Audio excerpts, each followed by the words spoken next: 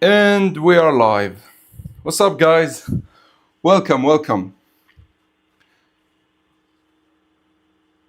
So, I think what's it called? The Portugal versus Spain match just ended. Oh, hold on.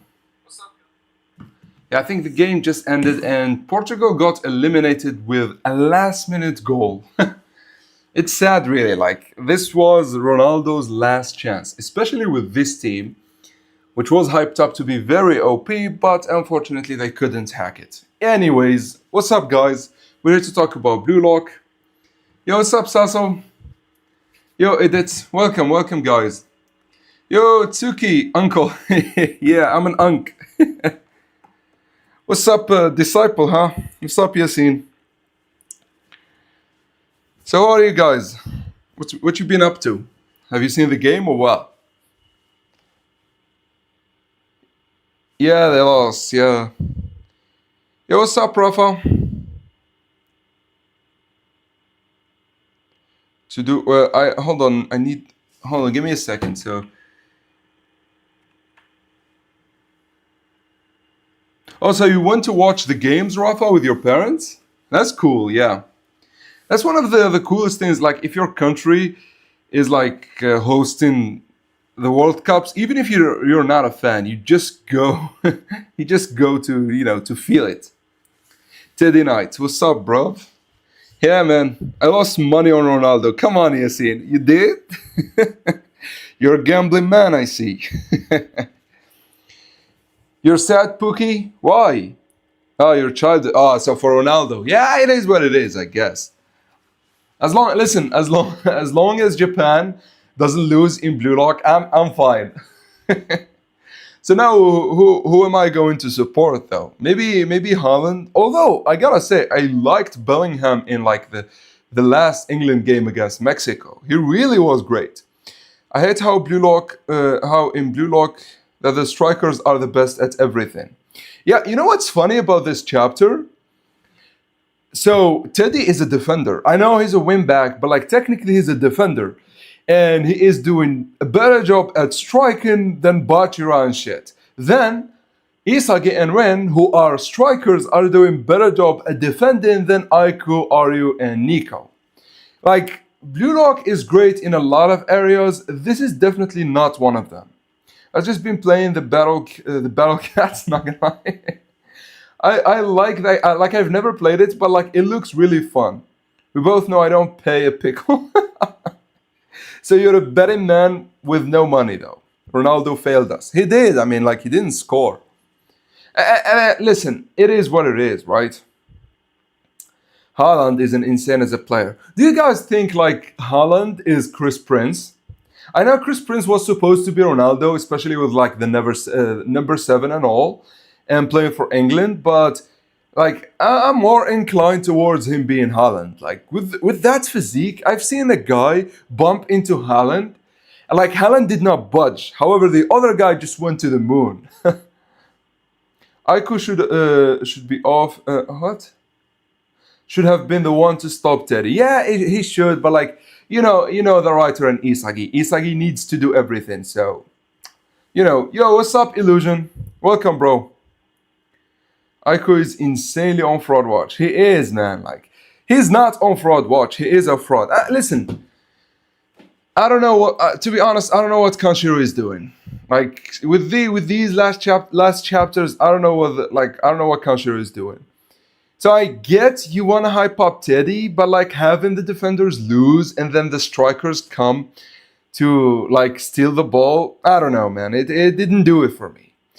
Then the whole speech of Isagi about them being like the dark horse, we already knew that, so it was just a confirmation for like things to come, right? Like it was a confirmation for that Isagi and Blue Lock in general is going to betray Ego. Now, I think they're going to betray him, find a little bit of success, then lose eventually. And so I don't know, like Ronaldo is washed.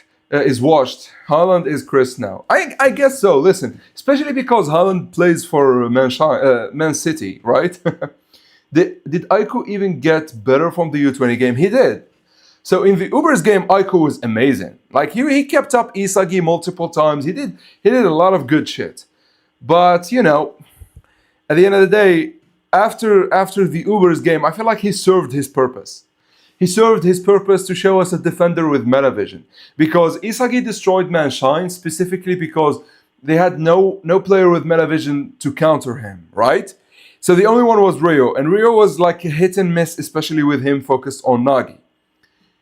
No, like Kunigami is the dark horse of the team, but like the dark horse of the tournament is Japan. They fought Speed crying in the corner.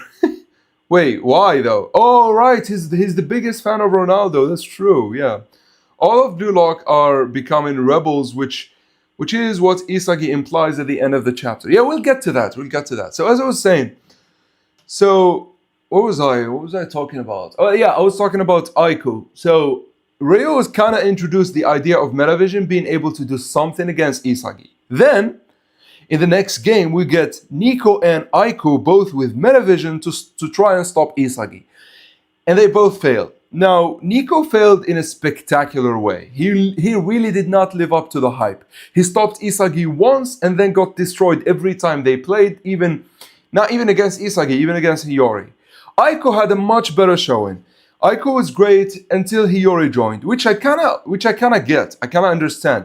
Aiko is not able to deal with two metavision players. But I don't know, like from there, both Nico and Aiko became nothing.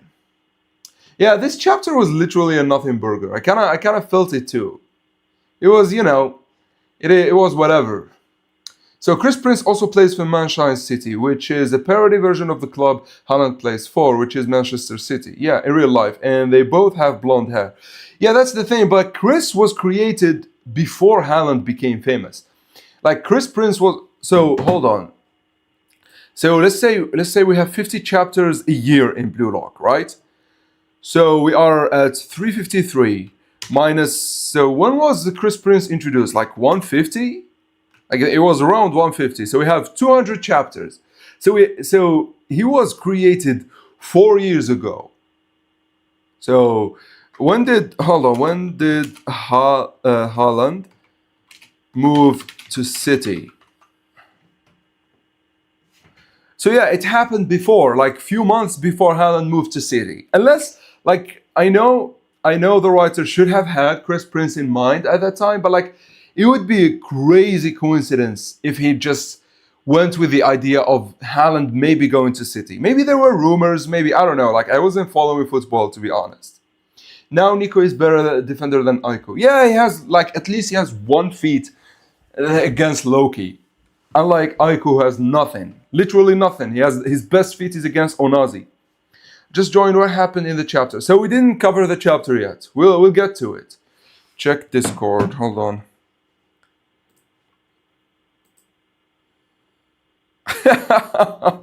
It's an image of Speed. Hold on. No, hold on. Bro with teary eyes and shit. Yeah, so I think Chris. Hold on, we could maybe Google it. When was Chris Prince introduced in Blue Lock?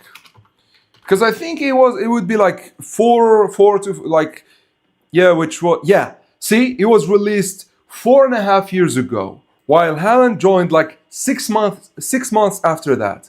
It's actually exactly 6 months. Right? So December the 8th, 2021. So it's actually insane if the writer like based Chris Prince on Haaland just from rumors. Because literally Haaland is a tank. He's literally built like fucking Prince. And like, if you've seen him, you just do Haaland, hold on. Like he looks like a Viking. He looks like a real life Viking. He would fit in Vinland Saga. Anyways, so if the foreshadowing came from rumors that Haaland is moving to City, that would have been insane. However, I don't know. Like maybe he was influenced by like the design and that's it.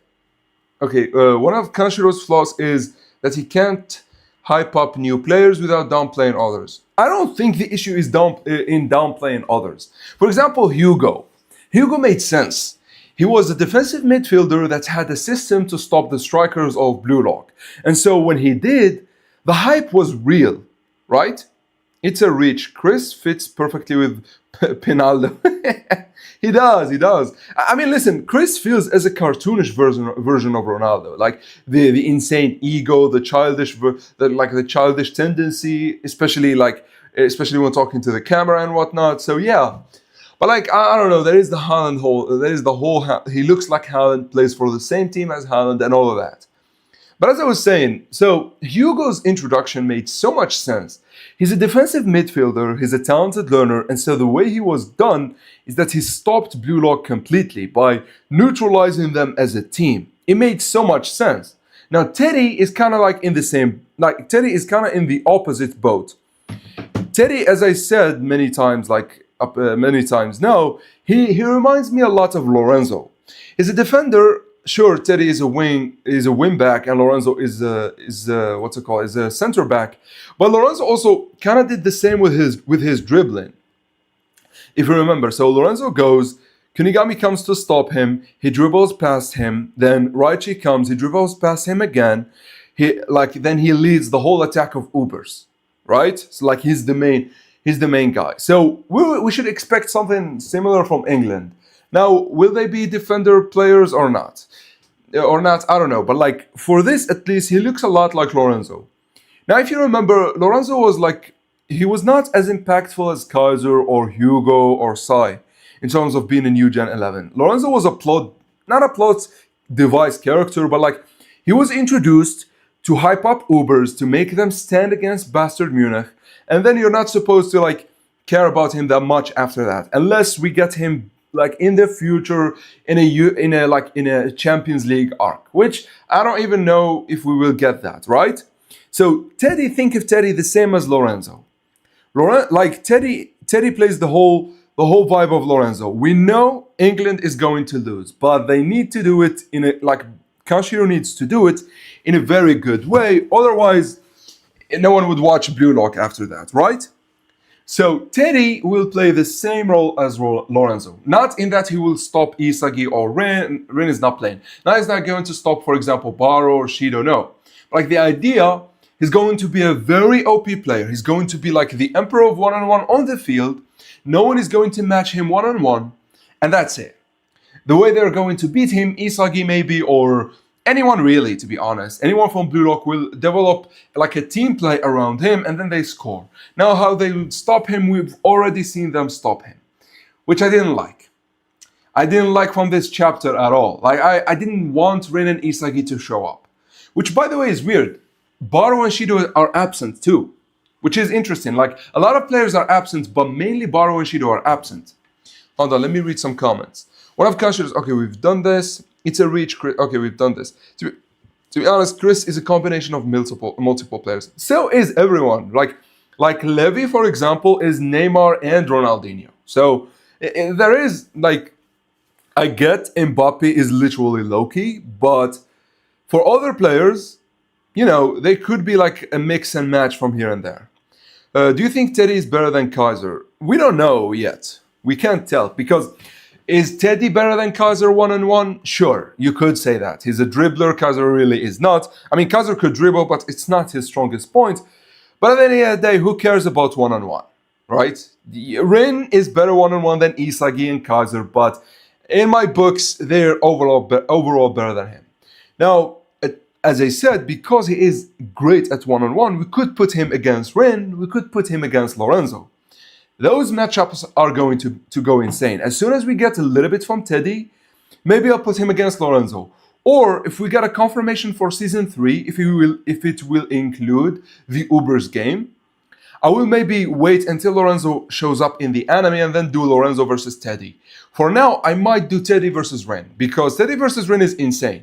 Both are insane in one-on-one and both are insane dribblers. So that's going to be my biggest matchup coming up. Of course, once we get to the NEL in the anime, I will do Kaiser versus Hugo too. Lorenzo better get back in the story. We actually have no confirmation for him, unfortunately. You have to understand, he's a new Gen 11.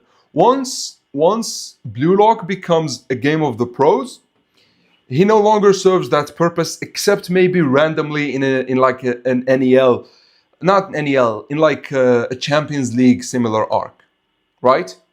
Teddy can't compete with a guy who rides who rides the bench with his life on the line. That's so true. Yeah.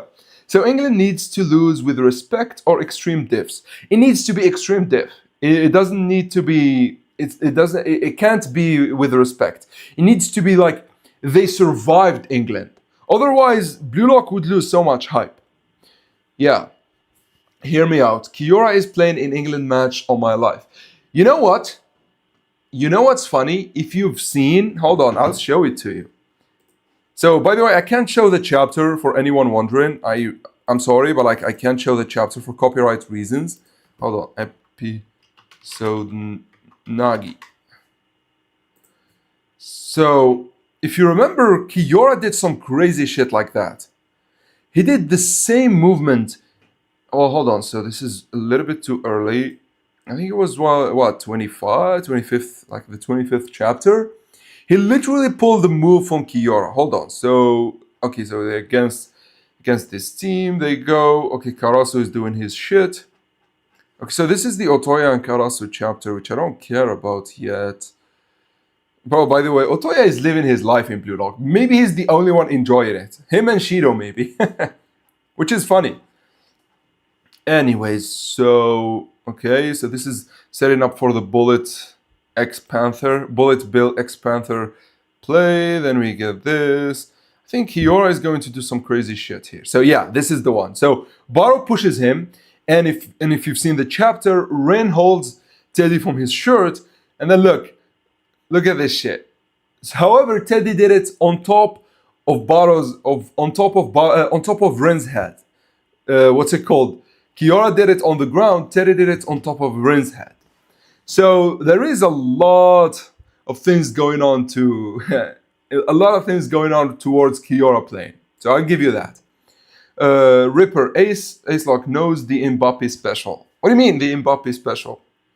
Kaiser personal passer is Ness. Loki's personal passer is Charles. So will Bunny have a personal passer like the other two strikers, or will he be a player who scores on his own?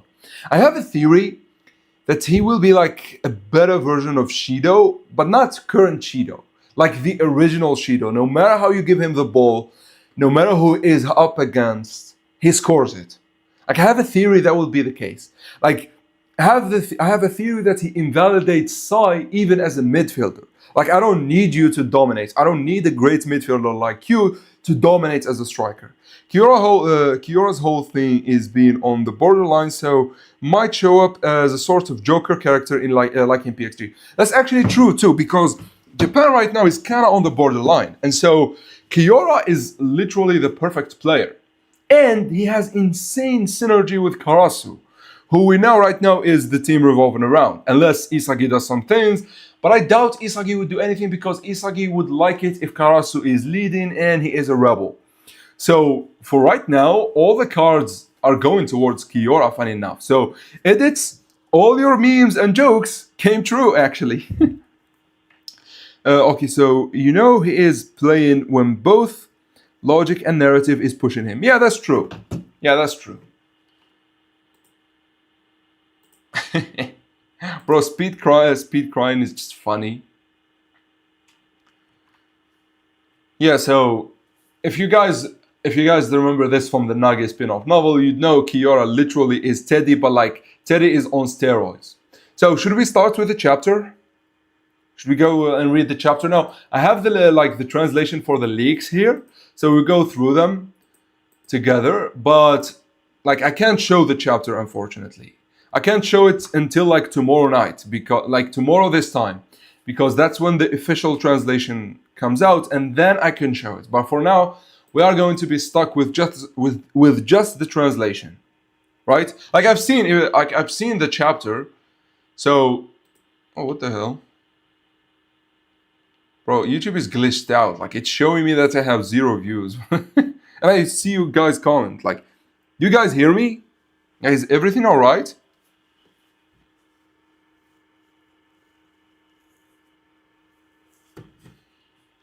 Hello? I think there's a delay here. Yeah, so if you guys can hear. Okay, so yeah, you guys are commenting. Oh, and did you read what Nanasi said about Teddy? I did not yet. We'll read it together. I don't want to say it because I don't know if you want to get spoiled. Nah, it's okay. Like, we're reading the chapter here. Yeah, okay, so you can hear me. I don't know why YouTube is showing me like zero views, which is weird. Yeah, so let's actually start with the chapter. So now here's the thing. I have the chapter and I will try to read it at the same time read the translation, which will be a bit weird because they are on separate apps, but like, deal with me. All right? So, page 1. Narration. A rival devoted of ego has appeared before Japan.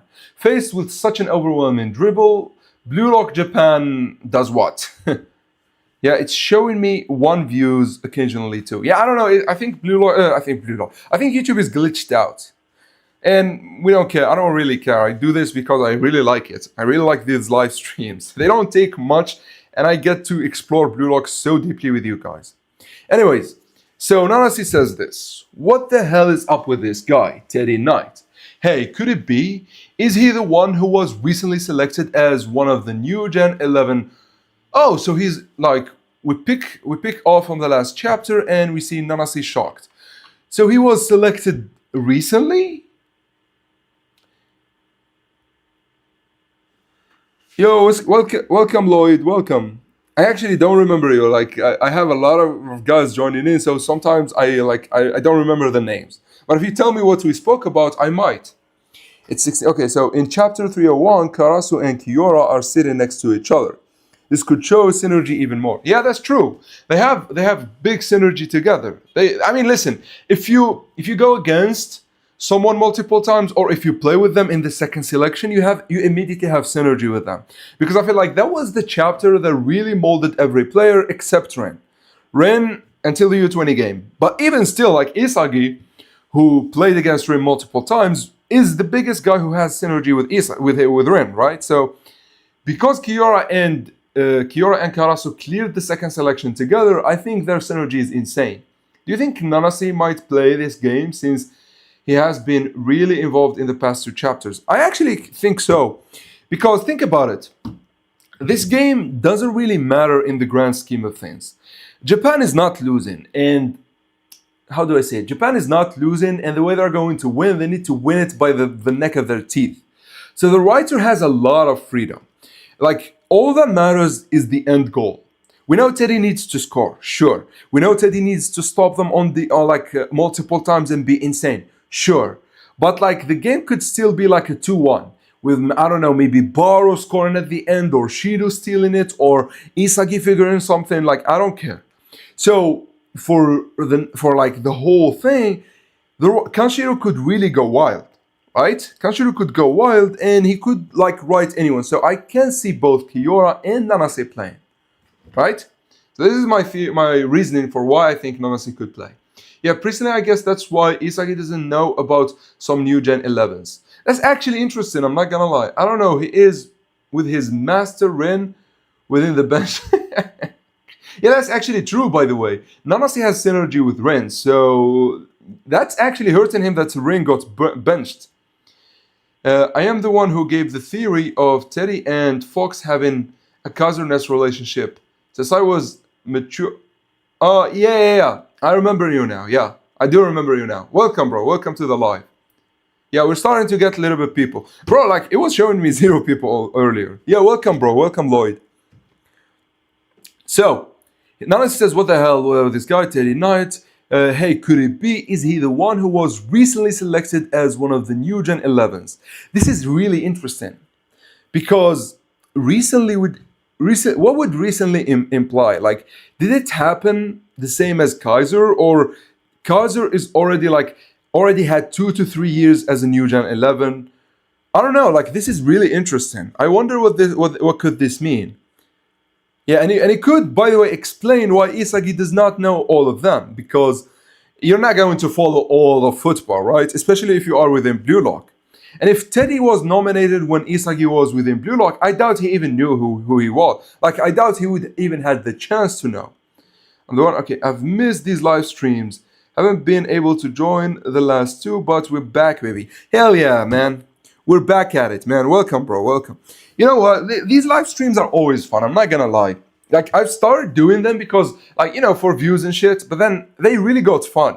We get to explore theories. I get to talk about Blue Lock a lot. You guys get to express yourself, like, and talking about your theories, what you think about the chapters. It's literally a win-win.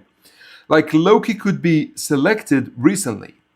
Yeah, so Loki, there is a line that says that Loki, like, you have to understand, Blue Lock happened in 2018. So there is a chance that Loki got selected and moved up and became a pro in the same year. It's like all happening so fast.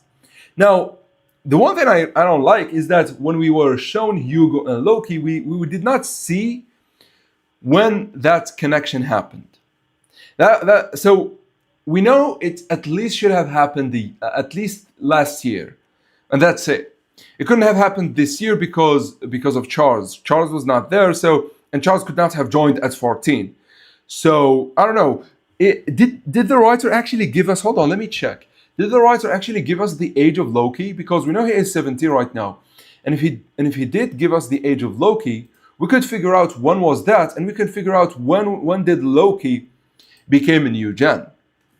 Will the remaining 6 Blue Lock players get to play in England either in the starting 11 or as substitutes if Kanshiro wants all 23 players to play in the group stage? Kanshiro did not say he wants them all to play in the group stage. He said he wants them all. He said that everyone will have his moment within the U20 World Cups. This includes the knockout stage, right? So I don't think the formation needs to change a lot. I think just few players here and there would do greatly. Now, one thing I don't want to see Chigiri on the bench. It was a mistake benching him against France, and with Teddy being fast and dribbler, I guess we need Chigiri. Anyways, let's see.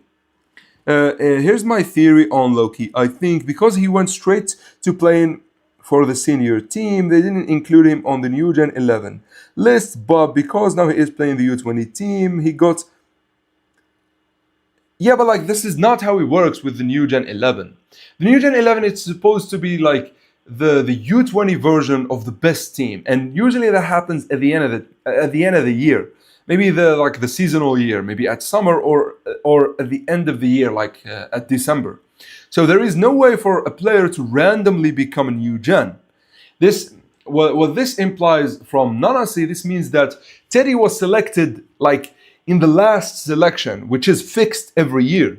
And Kaiser could have been selected last year, like before the last one. And Sai maybe 3 years, Bunny 2, like especially because they're 19 and shit. Right? Chigiri at least needs 1 goal this match. And listen, especially because he was playing for Manshine, like he needs to score. Yo, Ace, glad to see you streaming again. Yo, what's up, Unknown? Welcome, bro. Yeah. And back at it, baby. We'll try to do it every other day. I might miss a day here and there, but like, I'll try to do it every other day. Right? Yeah. So, hold on. I'm really curious if Chigiri could surpass Loki within 3 years if he had another awakening. I don't know. So the issue with Loki and Chigiri is the difference seems to be physical, and Chigiri might be hitting a wall here. Like there is no way he could match him. Maybe if he works with Zantetsu, like one trying to stop him, then the time that takes Loki to dribble past him, the other could catch up. I could see it. But right now, I don't see anyone closing the physical gap towards Loki. And Loki himself is supposed to be a prodigy like none other, right? So, yeah, that's true. But IRL wouldn't count Yamal as a U20 player, even though he is. The issue is not about U20 or not. The issue is about when did they get selected. Lorenzo would be the first, maybe because of Snuffy. The first in what? Like the first guy to get selected? I don't know, like, listen, Lorenzo, like, with Ubers, because of Snuffy, like, he has it easy, so I would expect him to get selected early. But hold on, let me see how old was Loki, if it was shown or anything. So the striker tries to start to punch Hugo. By the way, we know that Chigiri stopped this guy, but like, look where Hugo is.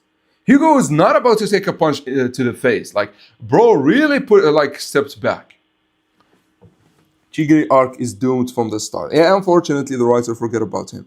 Yo, what's up, Johnny? Welcome, bro. Welcome. Bro, Cozy, I don't see Chigiri getting 8 additional kilometers in his speed because of an awake. Exactly, especially because it's a physical limitation. Hey, coach, could we change out all of these people? Okay, Vivian, here you go, an unknown life form. Our new player is advancing from a lower level to join this team. This is Julian Loki. Please excuse my actions earlier.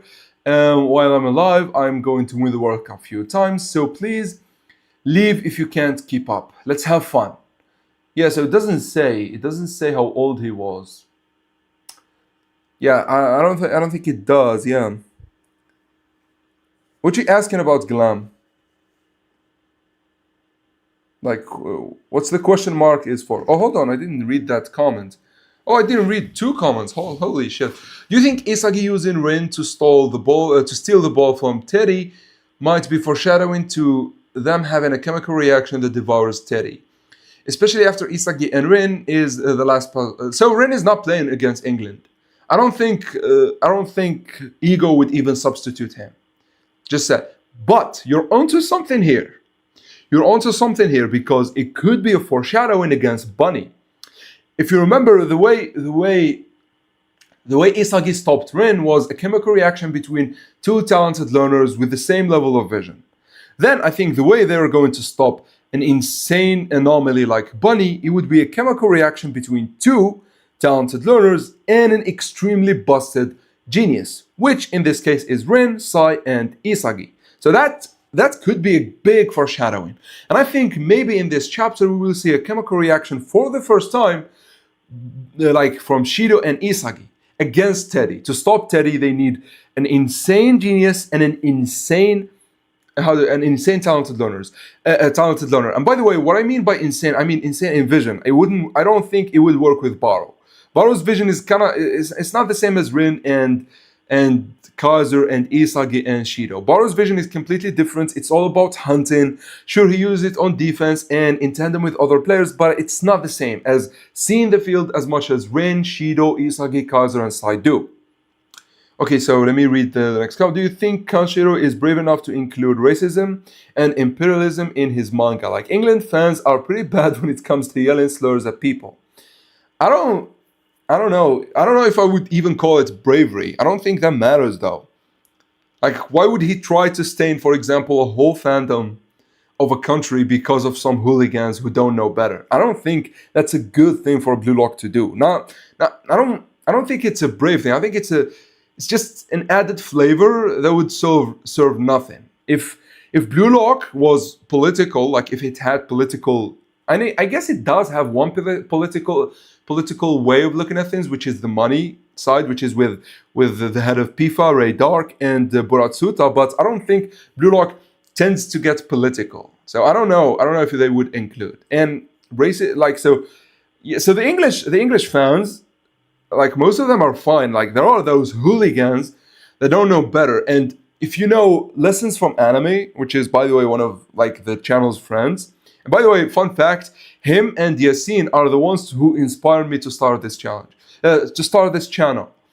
And he said that he wants to see the hooligans in Blue Lock, which he said it in a short, which I don't know, I don't care. But like if an Englishman wants to see that, I don't know, maybe it's a good thing, right? So I wouldn't know better than an Englishman himself, right? So I don't know, I wouldn't call it brave, but if he does it, it is what it is, I guess.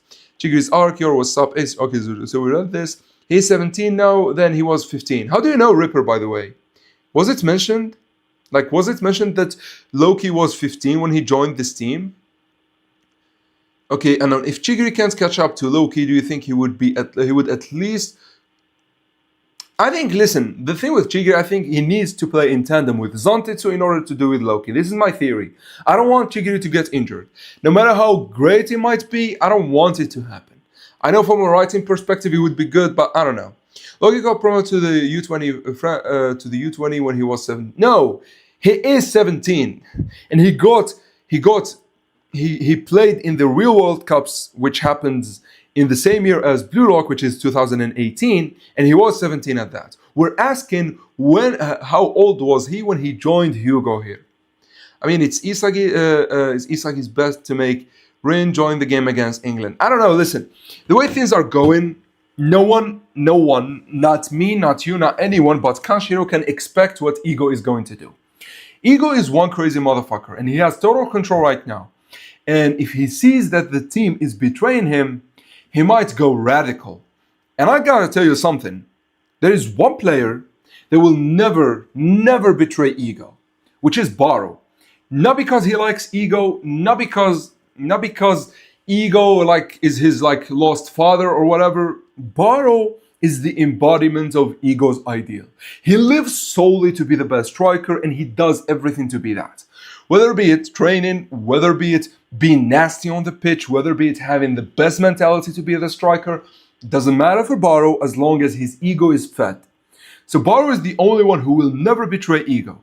So there is a theory that just as a last-ditch effort, Ego might lean in completely towards Baro in order to take control of Blue Lock, which would be the best civil war, like Team Baro against Team Rin, Isagi, and Karasu, which I would love it to happen in this game, since this game is kind of predetermined, if you could say. Like, we know England is not winning against against Japan, so to spice things up, we might get the civil war here. Like, what do you guys think? Like, am I into something here? A Chigiri without injury would be a base low-key speed by now. Nah, we don't know that. Because, as it was said with Chigiri and with Kaiser, there is special muscles that would enable you to be that fast. And those special muscles, it seems that Loki has a better version of those. Not necessarily mean that, in my opinion, is that in this arc, there are players out there who are in New Gen 11 but are on the New Gen 11 level. No, that's not what he said though, Ripper. He said that he got selected. So he was selected. And recently means the last time he was selected. Right? This is what I mean. But like, your theory could spice up the World Cup, because we could have a lot of players who are on the New Gen 11 level, but they are not. Another theory of mine is that Teddy saying that he has no ego has something to do with his past, and maybe Fox is included. We said that in the last time. We said maybe in order to survive, he had to be like a doll.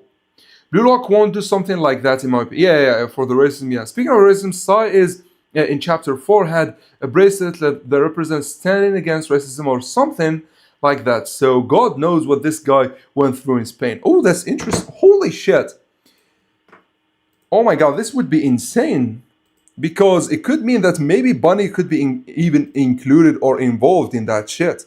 Like, with the whole theory of like the church and the Catalonia region, I could see it. Hold on. So, oh, this one, yeah, the white and black. I don't know. It could be. Yeah, I don't recognize it, by the way. I'm not really well versed in this shit. Loki is 18 currently, but in the flashback he was set 2 years ago. It was set 2 years ago. When? So French team under 18 training area 2 years ago. That's true. Oh, so hold on. How old? No, Loki is 17. No, Loki is 17. How old is Loki right now in Blue Lock manga? I think he's 18-year-old. He started the series as a 17-year-old, but recently turned 18 as the series progressed into the U20 World Cup arc. Despite his young age, so he was 16. Okay, so he was 16 when he joined the U20. Like when he joined, it was the U18, but like it was 2 years ago. So 2016. Okay, it's easy to calculate this if it is following the same rule. It wasn't 15. It was 7. No, it was 16 actually. So if we follow this, now it says 2 years ago. So from 18 he goes to 16. Also, I'll catch up. Don't worry, I'll catch up to the comments. We got Ishido, Ego, and Kunigami Wildcard backstory confirmed by the author at at the at the latest interview. Ooh, that would be insane. That would be insane, by the way, especially against England. England is a physically gifted, like, usually England are very physical teams, right? And so Kunigami is just perfect for that. I'm wondering about that. So it says here 2 years. So, okay, I remember mentioning he is 17 now, and the chapter has a flashback. Yeah, so this is AI, by the way. We don't know. AI. It's from the wiki. So let's see it. Introduced third selection as a member of World 5. See, this is bullshit immediately. This did not happen at the third selection. It happened at the end of the second selection. Can I edit this shit? Yeah, I can. Hold on, I need an account. Never mind. Yeah, but like this is bullshit. Yeah. He initially Blue Lock analyzed. Yeah, whatever. He later returned to help train Blue Lock. Whatever. So appearance, personality, ability, manga appearance. So appearance, dark skin during the third selection. Again, it's not third selection, you idiot. Whoever wrote this shit. During the U20, Loki France, uniform, personality. I don't think personality matters. Abilities, skill, none of this shit matters. So nothing really says. So yeah, this might be an AI. AI needs to generate something for you. Julian Loki, current age. Nico is currently 16 since his okay. So the Julian Loki birthday. Was it said like in one of the Bibles or whatever? Oh shit, like, sorry guys, like I'm hanging on this, but like his age matters for this statement from Nanasi. So we need to get this right about Julian Loki. So he is born in June the 9th, right? Did we get it? Or was it never stated? So Julian Loki, okay, it's AI again. Happy birthday, 27 days ago. So it is June the 9th. Anybody be LARPing these days? Hold on. Yo, Ace, if for some reason you need anything about Bunny like anything that you need to have translated to Spanish, you can count on me. Okay, Unknown. Yeah, I'll do that. We know that Chigiri is fast, but it is said that he was both faster before his injury and after gaining back his confidence. So if Chigiri was still in his full speed, would he still be slower than Loki? How do I make it more obvious than the writer showing you Chigiri barely hang into and not even trying Loki?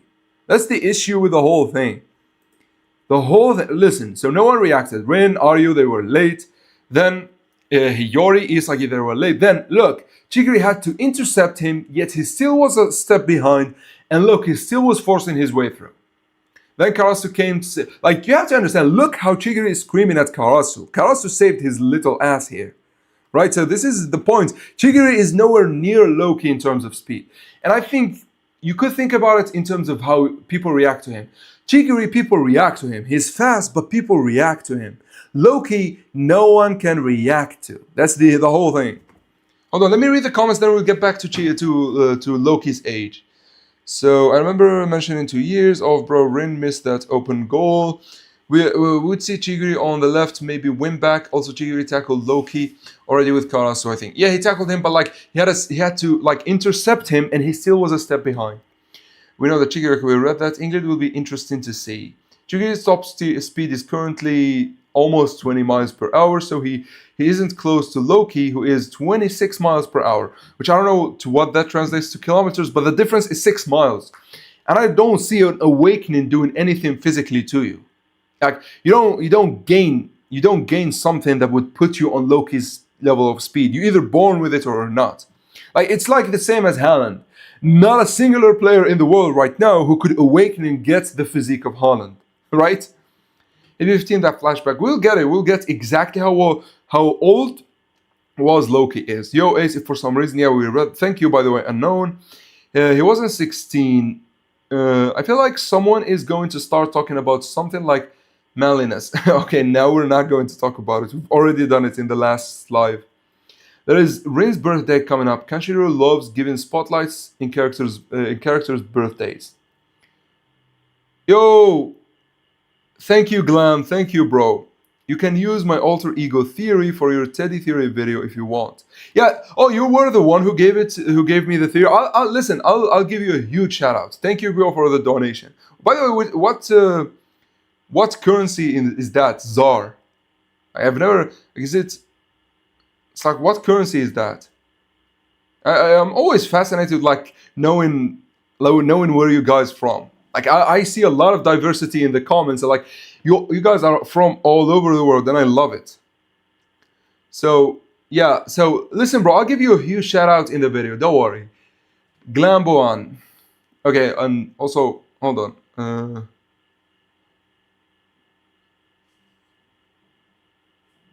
Standard. Okay, so I added you as a mod too. Like whoever, like W. Thank you, Ripper. So unless that we include steroids, that's so true. 27 miles is 43 kilometers. I don't think Loki is that fast though. No, we know Loki's speed. Hold on. So we got Loki's speed in chapter 343.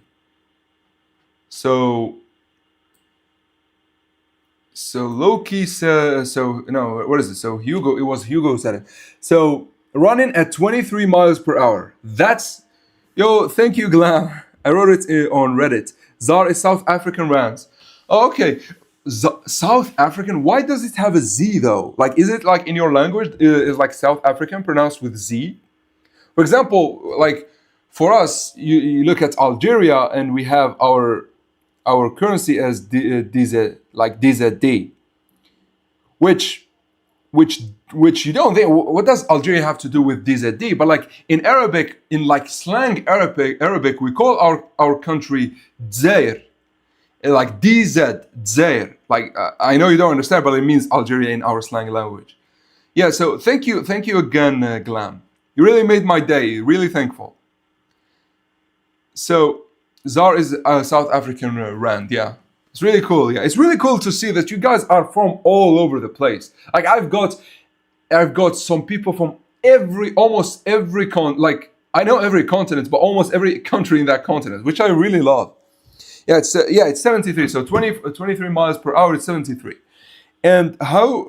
So you said that Chigiri is like 19.7. Okay, so let's do miles to miles. How Miley Cyrus, 2 kilometers.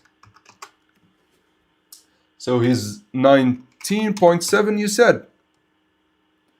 Yeah, so 31. Like he's not gaining 6 kilometers from an awakening. You're a Jamaican MVP? Yeah. Like we've got some African people, we've got people from Asia, like India, from like all over like we've got people from like the Middle East, like from all over, like we've got people from Europe, we've got people from the US. From Mexico, I remember, like, it's really literally from all over the place. And I love it. Loki's speed is Usain Bolt when it comes to speed. He is kind of made to be like an anomaly, by the way. Chigiri cannot reach him. That's the whole point. Chigiri can never reach him, because if Chigiri can reach him, then by definition, Loki does not become an anomaly. Now, I feel like that speed is cap. No way he could stop the Kaiser impact. So I said this, like I made a video. Hold on, let me show you the video, guys. And I said this multiple times in the video, that it's a plot hole, which we accept because it doesn't matter that much, right? Hold on, give me a second, guys. I'll show you the video. So it's in my Loki against every genius, right? So in this video, I think I need to add the T. So in this video, I said it clearly that Loki. Faster than the speed of light, Julian. Hold on. Goes against every genius. Bro, what the hell? I have two apps open. 2 tabs. So in this video, I said that Loki cannot realistically stop the Kaiser impact with 37 kilometers. He would at least need to be, and I'll show it to you, how fast is, and I'm going to write the average, by the way, average, football, come on, shot. And I'll show it to you. It's like, nah, bro, in kilometers. It's 112. And that's how fast you need to be to beat a basic shot, like average. And Kaiser is not average. Sure, as I said, it's not the fastest shot, but like Kaiser is one of the best. So at least he would be like, at least for the minimum 120 kilometers per hour, just to stop the Kaiser impact, which obviously is inhumane. But it's a plot hole from the writer and we don't need to talk about it. Loki was literally in the box when he stopped the Kaiser impact, and the curve would have made the shot slow. If you actually watch the chapter, and I'll show you, and I showed it in the video too. I went panel by panel in the video, and I showed why. It's actually insane. It's actually more insane. He didn't match the shot speed. He actually outrun it. I'll show you. Hold on. So I remember it's 279. 1938. No, hold on. So Kaiser does his Ronaldo pose and then tries to shoot the whole... shoot the... So, watch this. Watch where the ball is. The ball is literally above Renoir. Right? Like, it's not about... Like, it's not about... If Kaiser, if Kaiser, let's say Kaiser shot and then Loki starts sprinting. No, we see him standing. We see him here standing. Like, he did not go to it yet. Right? Then, as soon as he curved, and he was literally above Renoir. It was like 2 meters away from the goal. He starts sprinting for like, this is what, 6 meters to cross all of this? And then bam, he outruns it, and then while in the air, he outruns it. It's just not insane in terms of speed. Also in terms of jumping, he should be one of the fastest jumpers, which got confirmed in chapter 343, if you remember, guys. Hold on. Which got confirmed that his jumps are very fast. If you remember, not this chapter. It's actually 341, I think. When Kunigami stops him, is it this? No, it's the 240 part 2. So Baro does this. The shenanigans. Layden goes on a rampage. It's superhuman. That's what I said. Like I said it's not crazy as the writer made it to. Like Loki with his top speed cannot reach the Kaiser impact. That's what I'm saying. Then, look, so one minute Loki is here, the other he's jumping, and like Aiku barely had time to react, right? And then we needed the intervention of Kunigami, which, by the way, he made the funniest. Hold on, give me a second, guys. I think I need to change the batteries for like my mouse. Where did that little kid put the batteries? God damn it. Oh, there they are. I'll read the comments, don't worry. Faster than Yuji Itadori. Wait. We need to actually see how fast Yuji is. I honestly want to see it. Like, how fast did people calculate Yuji to be? And then I want to compare Loki to that. Because 120 kilometers an hour is like a car. Like, it's like a moving car. Not a really fast car or anything, but like a moving car. How fast is Yuji? Not at the end. Yeah, we could do it at the end. Yeah, he's hypersonic. So yeah, Loki has nothing on him. Yeah, hypersonic is literally. So wait, hold on. So he can. So he started. Oh, so at the start, Loki was faster. 60 kilometers per hour, which is nothing to Loki, who stopped the Kaiser impact.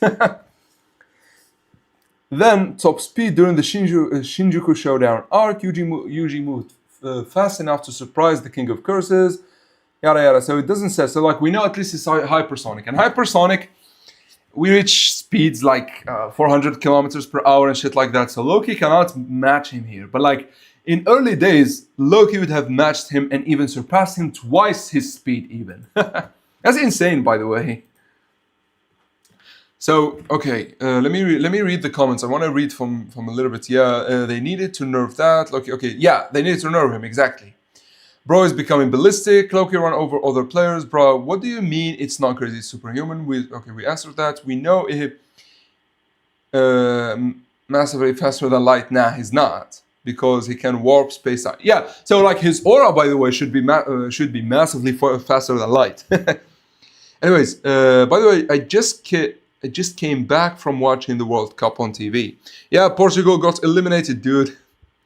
There is no way he would have stopped the Magnus according to that llama. Yeah, yeah. I said it in the video. It's a plot hole from the writer, which is fine. Like these writers are not physicists and shit, so like they don't care. I know it took me a Google search to figure out that Loki should not be able to do that, but like I don't think they care. I remember in one of Airo's videos about Loki, he theorized that Loki has a different gears in form of acceleration he could do, which would be shown by the rings around his dashes. Yeah, that's shonen talk, and I kind of agree with him because this show is shonen more than it is anything. So that could be a solid theory. I'm not gonna lie.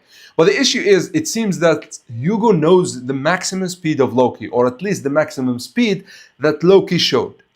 Ace, is Loki faster than Yuji? Okay, we said that. He ain't that tough. Loki or Yuji? Nah, Yuji is relative to Maki, who is equal to Toji, who dodged lightning. Isagi versus Mahoraga ass video. Yeah, I mean, that video was awesome from, what's it called? Ronin Shonin or whatever his name. Do you think Sai became left-footed from both his desire to defeat Bunny and his leaning experience from witnessing Bunny shoot with his left leg in person? Now, actually, I think Sai is left-footed to mirror Ren. Ren and Sai are mirror to each other. Sai is the ultimate talented learner. Ren is the ultimate genius. Ren is right-footed. Sai is left-footed. Do you understand? And also, you can't become right or left-footed.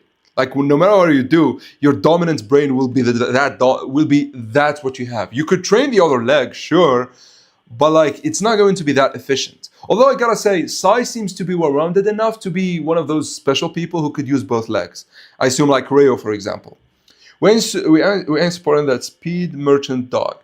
He isn't the fastest thing. He is the fastest human being. No, Mudru usually okay. So Mudru usually we're not gonna talk about him. No, Loki is actually faster without cursed energy. That's true. Without cursed energy, like if he has cursed energy, he would be insane. The Loki power scaling agenda has commenced. Okay, I've come to realize that ego's philosophy is the start and not the final answer. I used to hate people talking smack on my goat ego. Listen. As I say it, the Civil War is coming. This chapter confirms it, and we will get to it once we read it. This chapter will get it. So, modular Yuji, we're not going to talk about that. Isagi scales to Isagi Versal, and Solo's Goku, by the way. But still, Loki is a normal human. Like Loki is the equivalent of Miguel in Jujutsu. Miguel has cursed energy, so he's not a normal human. Bro, imagine Rin with cursed energy. Literally, bro, stop with Jujutsu Kaisen. We need to focus on Blue Lock. Come on. Okay, the only reason Rin and Isagi won that duel was because Rin was about to judo flip to him. Bro, that was actually true. Rin did not care. He told him, like, I did not tell you to come. I'm going to smash the shit out of you. Had it not been for his agility, like, Teddy would have broken, like, he would have fractured a rib. Like, this is Rin we're talking about. And I love this, by the way. Sai and Geto has the same vibe. The voice actor. And they kind of have the same... Okay, no. Geto kind of became crazy at the end, right? Yeah, but like, you could feel the same voice actor. And Shido and... What's it called? Shido and Gojo have the same voice actor. Sukuna and Baro have the same voice actor. And, by the way, Gojo is also the voice actor of Gray from Fairy Tail, which is one of my favorite characters ever, like, in fiction. Second only to Reiner from Attack on Titan. I'll give to Rin that he was able to grab Teddy while he was mid-air and almost pulled a full judo throw. That's true, because if you remember, Aryo tried to do the same shit, him and Aiko, but they couldn't. If we go to the latest chapter before the leaks, if you go to what Teddy did to the defenders, look at this shit. Aryo really tried to hold him, but like he couldn't. So it took Rin. We needed Rin to do that. Which again, a defender can't do his job, but a striker can defend. Yeah. Have you seen all things Nomura and Kanshiro said at the Anime Expo? I have seen few things, but not everything, and maybe we could cover them like in the next live stream. Rin throwing straight hands. Yeah, Rin always was unhinged like that. By the way, like I know we say Shido is aggressive or Kaiser, but like we also know that Rin is aggressive too. Have you all seen the things no more? Okay, we've celebrated throwing hands. I wonder till this day how no one knew of Ego. Like he had to be on TV unless he did something pretty messed up, and the elites in power did something to shut his entire career down. No, no, no, no. I think he became irrelevant. I think he rivaled Noah at a point where Noah was still irrelevant, right? And you have to understand, Messi, Ronaldo, Mbappe, these are few select that were great since their debut. I remember like Ronaldo, people still talk about his like Portugal, like that Portugal club days. Messi with Barcelona when he started, right?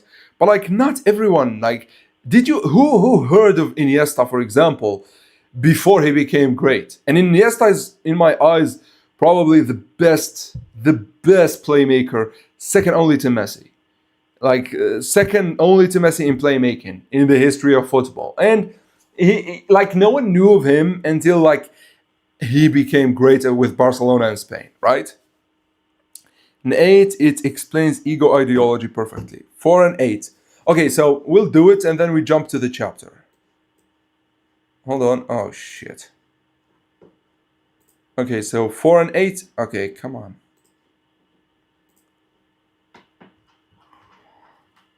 Okay, so let's start with 4. What does it show ego's philosophy? Or, oh, yeah, yeah. Wait, what is it?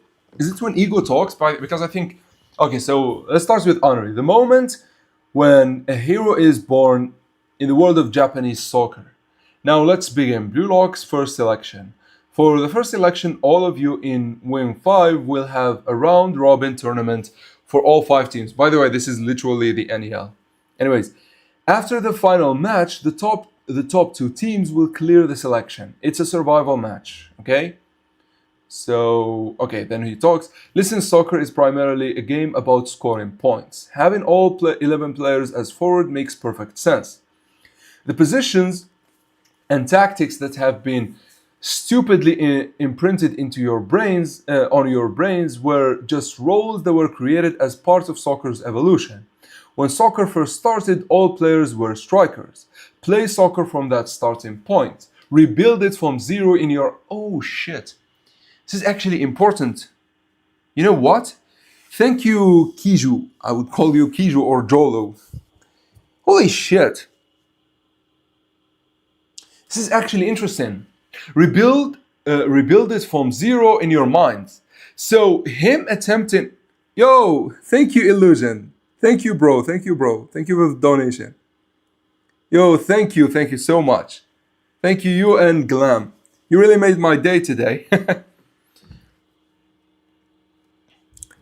Hold on. So, and if there is a character who doesn't possess any eagerness yet, I think it will be Kansuru's only chance to introduce a new character who is eager. Eager as in when? Like, as in what? Like, I don't understand eager. Ronaldo was something else, dog. Yeah, exactly. No, I don't think even before that, even before 2007, 2008, like Ronaldo was known from the beginning. Like people noticed him from the beginning. But like there were a lot of players who are great, who were not noticed from the start, right? And there are players who were noticed from the start, but like they did not live up to the hype. For example, I remember Gareth Bale, like the player who moved to Real from Tottenham. He was hyped up to be like the next Ronaldo. He was like, when he joined Real, people were saying like the Ronaldo killer. He was like, but then he did not even like come close to Ronaldo's level. And I know Gareth Bale is great and all, but like, we're talking like insane. Like, right? Anyways, so this is interesting. This is interesting, especially, oh my God, thank you so much, Jolo, you know? This is actually really interesting. Because as you will see when we get to the final talks, Isagi specifically explores this. Holy shit. So does this mean Ego had like a plan from the beginning? Okay, I'll check chapter 8 too. Like I need to save this one, by the way, because we will get to it. Oh my God, thank you so much for the theory. That shit is insane too. Hold on. So if we go to chapter 8, let's see. So this is after they lost to Baro. Okay, this is great. So this is when Isagi realized that building it from zero means means whoever scores build the team around him. Okay, so he explains it. Then Ego smiles his evil laugh. Soccer and teams are born from an overwhelming striker. I am sure that ego's message. I am sure that's ego's message to us. Yep, you're getting warmer. How do you lumps of talent? The second match, okay, this does not matter. From 0 to 1, huh? I see. You're on the right track with your thinking, but it seems you don't understand the vital method from turning 0 into 1. First off, let's talk about Japan as an example. Japanese people like to be given roles to fulfill, which is like kind of like the Chinese people too. They are like more orderly societies, right? They're not about freedom that much as like they're about like doing something as a unit, which like this is why I call them like machines. For example, you look at Germany too. But here's the thing. And I'm going to get political again. Sorry guys, but like one of the worst things about Japan, and I know people don't talk about this much, and I know Japan is like pink hair and anime girls, but like one of the worst things about them is the work conditions. Japan is like almost slavery-like work conditions. You cannot quit your job. You cannot do some shit like that, right? If you quit your job, no one will hire you. It has some seriously bullshit corporation laws. And I feel like it is because of this. Japanese people like to be given roles to fulfill. And a society like this, with a capitalistic view, is insanely detrimental to the human being. Which, and I'm not going to say it is a direct or an indirect cause, which is a reason for the high suicide rates for Japan. I think one of the main reasons, obviously it's a nuanced subject and has a lot of things to it, but I feel like in a society that treats you as disposable machine parts, depression becomes the norm. And this is something interesting because for those who don't know history, the way Japanese became purely capitalistic and one of the USA's biggest allies is because of a dictator who shifted the Japanese culture from its old roots towards its modern capitalistic view with liberal views like the idols, the propagation of porn, all of that shit. Which is the first, the first dictator there was for liberty, which is weird to say. I know, like, politics and history is weird. But and the reason I'm talking about all of this is this. Japanese players in their nature, they are like raised to be like this. Raised to be people who like to be given roles. And these 15, 16, 17-year-olds definitely fit into that mold. And this is why the anomalies like Baro, Bachira, they don't fit. They're like outcasts. Baro literally has no friend, or he doesn't really want any friend either way. But like, right? Isagi. Yeah, by the way, so the whole thing with Ego himself, he's a dictator that promotes liberty. No matter what your ego is, like as long as you are following to be a striker, he's kind of like, so in a sense, I'm not saying it is true, but by the way, you could Google who is this dictator. I just like read it in an article one day, like on why Japanese birth rates are plummeting, which is, by the way, another issue I want to get into because it's too deep. But like one of the reasons was the whole clash between the robotic mentality, the orderly mentality of Japanese people and capitalistic greed of corporation. And it's funny, like literally the extreme form of capitalism destroying a very orderly country like Japan, which is sad to see. And by the way, which is funny, it's kind of the opposite of like what's it called? Europe, you could say maybe it's being destroyed by being too soft, like immigration and all that bullshit. But like Japan has no immigration problem. Japan has all of its problems are internal. Like idols are almost godlike for Japanese people, which is weird. Especially like you see a porn star treated like a gold like person. Anyways, sorry for getting too political here, but the point I'm making is that it's hard to deal with people who think like very orderly and try to push them towards like this break the rules phase that ego is trying to push them towards. And by the way, he kind of succeeded with the outcasts. Bachira found his foot in, Baro, Ren, all of the outcasts are doing great. Isagi, in order to fit here, had to become the Demon King, right? Then you look at Kaiser. Kaiser is one of the most unhinged people. He's very toxic. He's broken character. But guess what? Guess what? He fits in Blue Lock. He's the perfect embodiment of Blue Lock. And this is why I think Ego here is trying to break the walls down. Like he told them to forget. He told them in this chapter to forget everything that we were taught and play soccer from the beginning and try to figure out what you need to do with whatever fits with you. So let's carry on. Given roles to fulfill for other people and for the good of the world, they are people. They are people skilled at devoting themselves to their roles. Exactly. They're like one of the biggest issues for Japan right now is the burnout. People literally die on the desks. How fucked up can your life be to die on the desk? That's one of the saddest way to go, dying at your work, especially if your work is boring and downright cruel, right? So, and they see that as a virtue, which is a good thing, by the way. Like it's a good thing to have a society that is, how do I say, there is orderly like this. You get a society like Japanese society, like as you know, they are nice people by nature. If you've seen them in the World Cup, they bring bags with them to clean the stadium. They are great people by nature, but they are being exploited entirely by the systems. Yeah, overworked. Like I've never heard, by the way, I've never heard this statement overworked in my country, by the way. And I know I'm not comparing a third world country to a first world country, but you get the idea. Yeah, did you see the interview with? No, I said I didn't actually. Yeah. Someone told me that we are getting the wild card flashback, which would be insane, by the way.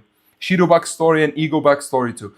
I wonder if the Ego backstory would include Noah. That would be insane, by the way.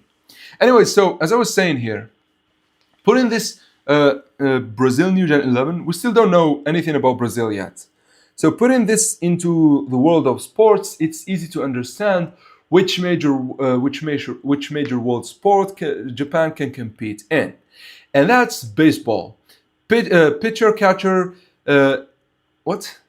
infielder. I almost I almost read it infidel. Infielder, outfielder, first batter, fourth batter, and above all, the inning are divided into offensive and defensive turns, all on a large field where nobody collides with each other. This sport in which players have clearly defined roles that they can totally pour themselves into is extraordinary, bro. It got split and I couldn't read it. Is extraordinary, suited for Japanese people's idealistic, no, the idiosyncrasy. Idiosyncrasy. Okay, I get it. And that's why they are so strong. But soccer is different. In this game, offense and defense are combined. The open field allows for high degree of freedom, and there is the aspect of hand-to-hand combat. The game is designed so that you can't just win by focusing completely on your assigned role, which could explain why Kanshiro has strikers defending. I don't know. That's why what's needed is individual effort, your own personal power. Do you know which position Japanese soccer is known for by the rest of the world? Midfielder and the backside. It makes perfect sense that this country would produce excellent players whose role is to put the team before themselves and turn their strikers 1 into 100. Yeah, it's exactly 1 for all and all for one. Without that devotion and willingness to sacrifice, Japanese soccer would never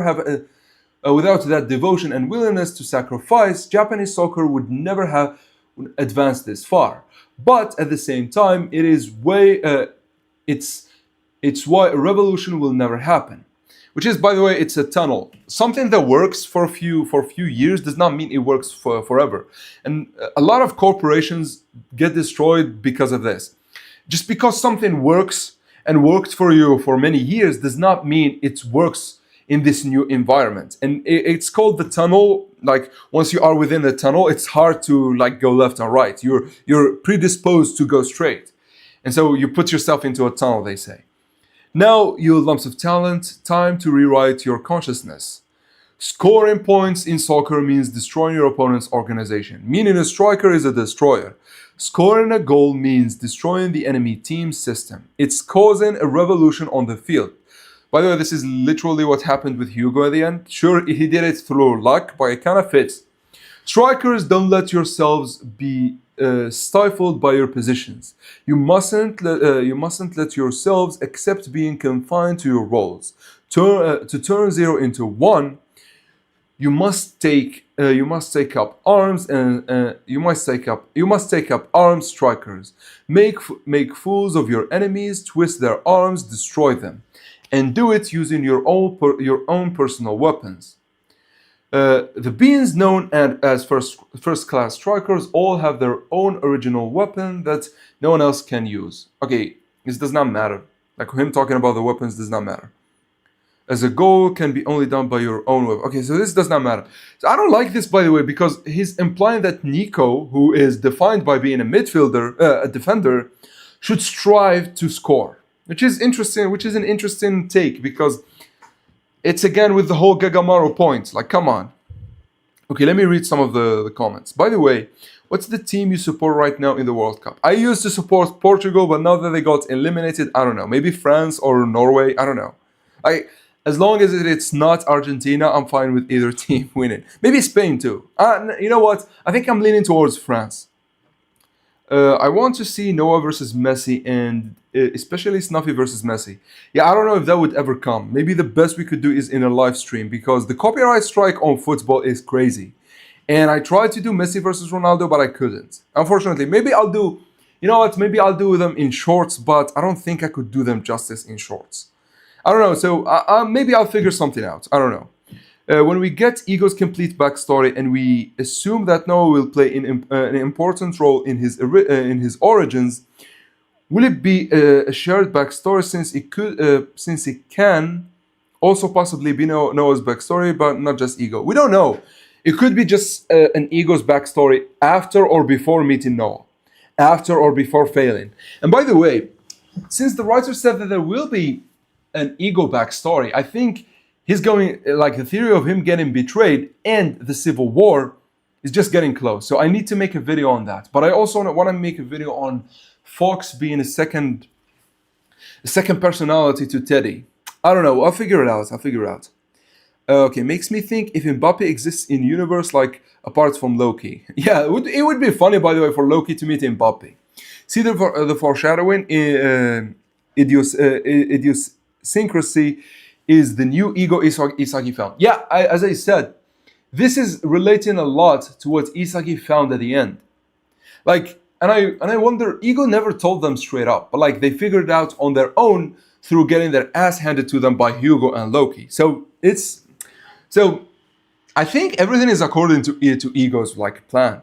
So him saying that's what happened, like them losing, is to be expected, is interesting now. Yeah, thank you, bro. These two chapters really fit so well with this one. Wait, Ace, that word idiosyncrasy was made into a chapter recently, actually, and this being mentioned, and maybe there is a connection. What chapter was labeled that? But do we have the labels in this? Like, blue block. Yeah, we don't have the labels. So, yeah, we don't. Ego is, okay, so this is ego is, okay, we kind of do here. Yeah, ego idiosyncrasy. Holy fucking shit. Yo. Kijo, you're a fucking genius. Ego idiosyncrasy. So, yeah, it has a lot to do with, like, the talk between Rin and Ego and then Rin and Isagi. Okay, so it has a lot with what Isagi discovered at the end and then told the Blue Lockers. This is interesting. Thank you so much for telling me, because now I know where to relate to when we talk about the chapter. It's really interesting, I'm not gonna lie. Yeah, Rush goal. Yeah, exactly. Gagamaru should have taken inspiration from Blue Lock Rivals. I don't know what that reference is. Okay, hold on. Do you think we'll have a new A new generation 11 player who doesn't actually have an ego, but that they're still good at the game of football. We literally have Teddy. Teddy does not have an ego, and he is great at football. Oh, and also not Gagamaro. We also have Lorenzo too. So Gagamaro is a fraud for not leaving his net open to go score according to ego. That's so true. Messi is the GOAT. I pray Argentina wins it again. I don't know. Like, it's too much. Like, Argentina is too much. They're too powerful, and I never like to root for like the most powerful. I root for the second most powerful, no problem. But like, I never want to root for the most powerful. Ego's right. Gagamaro should just run out of the goal and play striker every 10 minutes of the match. Completely logical. Exactly. This is a flaw that he needs to address. And the issue is when Carasso asked him, he completely dodged the question. Okay, so simply if he did not against, like crush the goalie. Okay. Kashiro said we're getting a shit, to his family member and why Shiro is the way he is. Tell me what kind of family you gotta have to say. Yeah, well, listen, when we get it, I'll talk about it. Right now we don't have anything, especially with Shiro and how volatile he is. Aiko got that, trust. Yeah, Aiko got nothing, bro. Yeah, he can defend the field, but surely he can he can on the field, right? Is Hugo better than Sai? I feel so as bro. I made a video on why Hugo is better than Sai. Come on, bro. We can only hope and pray. That would be like a rival reference. I did not understand because I've never played it. Are you more of a hard shell or a soft shell taco kind or guy? Only if you have eaten taco before. So, I hate soft shell. No, I hate hard shell. Like it feels. Why would you eat? That is supposed to be the thing holding everything that breaks. I hate that shit. I like soft shell. I like so things I hate. I hate most sushi. Like for some reason, I only like sushi when the fish is smoked. That's the only sushi I like. I don't like other sushi for some reason. I hate shrimps. To me, they feel like chickens that's been washed. Like it lost its flavor. Like I know I'm like he asked me about food, but like I'm getting out of my like I'm getting outside of Blue Lock again. But like it's funny. So U20 Rin is stronger in flow than NEL Rin. Why I say this is can look it up in the U20 match versus the NEL. Look at the trigger for the flow. What Rin's flow should be in the U20 match. So I actually think that's the case too. I think we've not seen the depths of like Berserker Ren, and we either have seen them for a moment when he defeated Sai, or even that is not the depths of what's it called? The depths of Ren's flow state. And by the way, for Ren, you have to remember how he was stopped. He was stopped by Aku, who was in flow, who I would put him on Uber's level Aku, and Shido. Which Shido, as I said in my power system video, I said like he is on NEL level players. So Shido and Aiku teaming up to stop Rin after him destroying the whole defenders is insane. Like you don't wash it off. And it kind of reminds me of how Kazura and Isagi needed to team up to stop fucking Ren. I love shrimp on pizza. Listen, I'm gonna say something controversial here. I love pineapple on pizza. It just works with like the cheese and shit. It just works. I thought they were. Like, I hate shrimps. Like everywhere. Like I hate shrimps. Will Henri play a bigger role in the story other than being sexualized, bro? Listen, I honestly don't know why we have Henri in Blue Lock. I listen. I don't get it. She up until now, by the way, she served no purpose. She could have been a guy, and it would have been fine. But like every time she shows up, she needs to be like you know how she needs to be showing. And so I don't know. She it's not that barely does anything. She does nothing. Bro said unsubbed. Pineapple on pizza. Listen, nothing splits people like as much as pineapple on pizza. You either hate it or you love it. I love it. My wife hates it. My wife and my mother, they hate it. So whenever she does pizza, like she always like do multiple. How do you call a a pizza pie. Yeah, multiple pizza pies, and one specifically for me with pineapple. I'm just hoping Ace Jr. likes it too. you know, following the tradition. I found a plot hole by watching the U20 game. Ego said none of the Blue Lockers can play with Shido yet. With Shido yet in the France game, Karasu was praised as the guy who can adapt to Shido. Come on, bro. Do I really need to explain this? The NEL happened between the game. The players we have now, all of them, not all of them, but at least the good players now, all of them match Shido. Baro, did you see Baro devour Shido? That's playing with him. Karasu used Shido. Isagi can play. Hiyori can play with him. Every good player can play with Shido right now. We've seen Rin play with him. Like in U20 Flow, Rin removed his fixation on Sai, his connection, and yeah, that's exactly. Because he removed everything. But current Berserker Rin still has some fixations. And so you're absolutely right. And this is why I think U20 Rin was on demon time. And we still have not seen that level. Anri is there to replenish your neuron activation between matches. That's so true. Bro, and also, like, for some reason, like, listen, it's Kanshiro at the end of the day. And Kanshiro, if you don't know what he wrote before Blue Lock, it feels weird. But, like, if you know, it feels tame.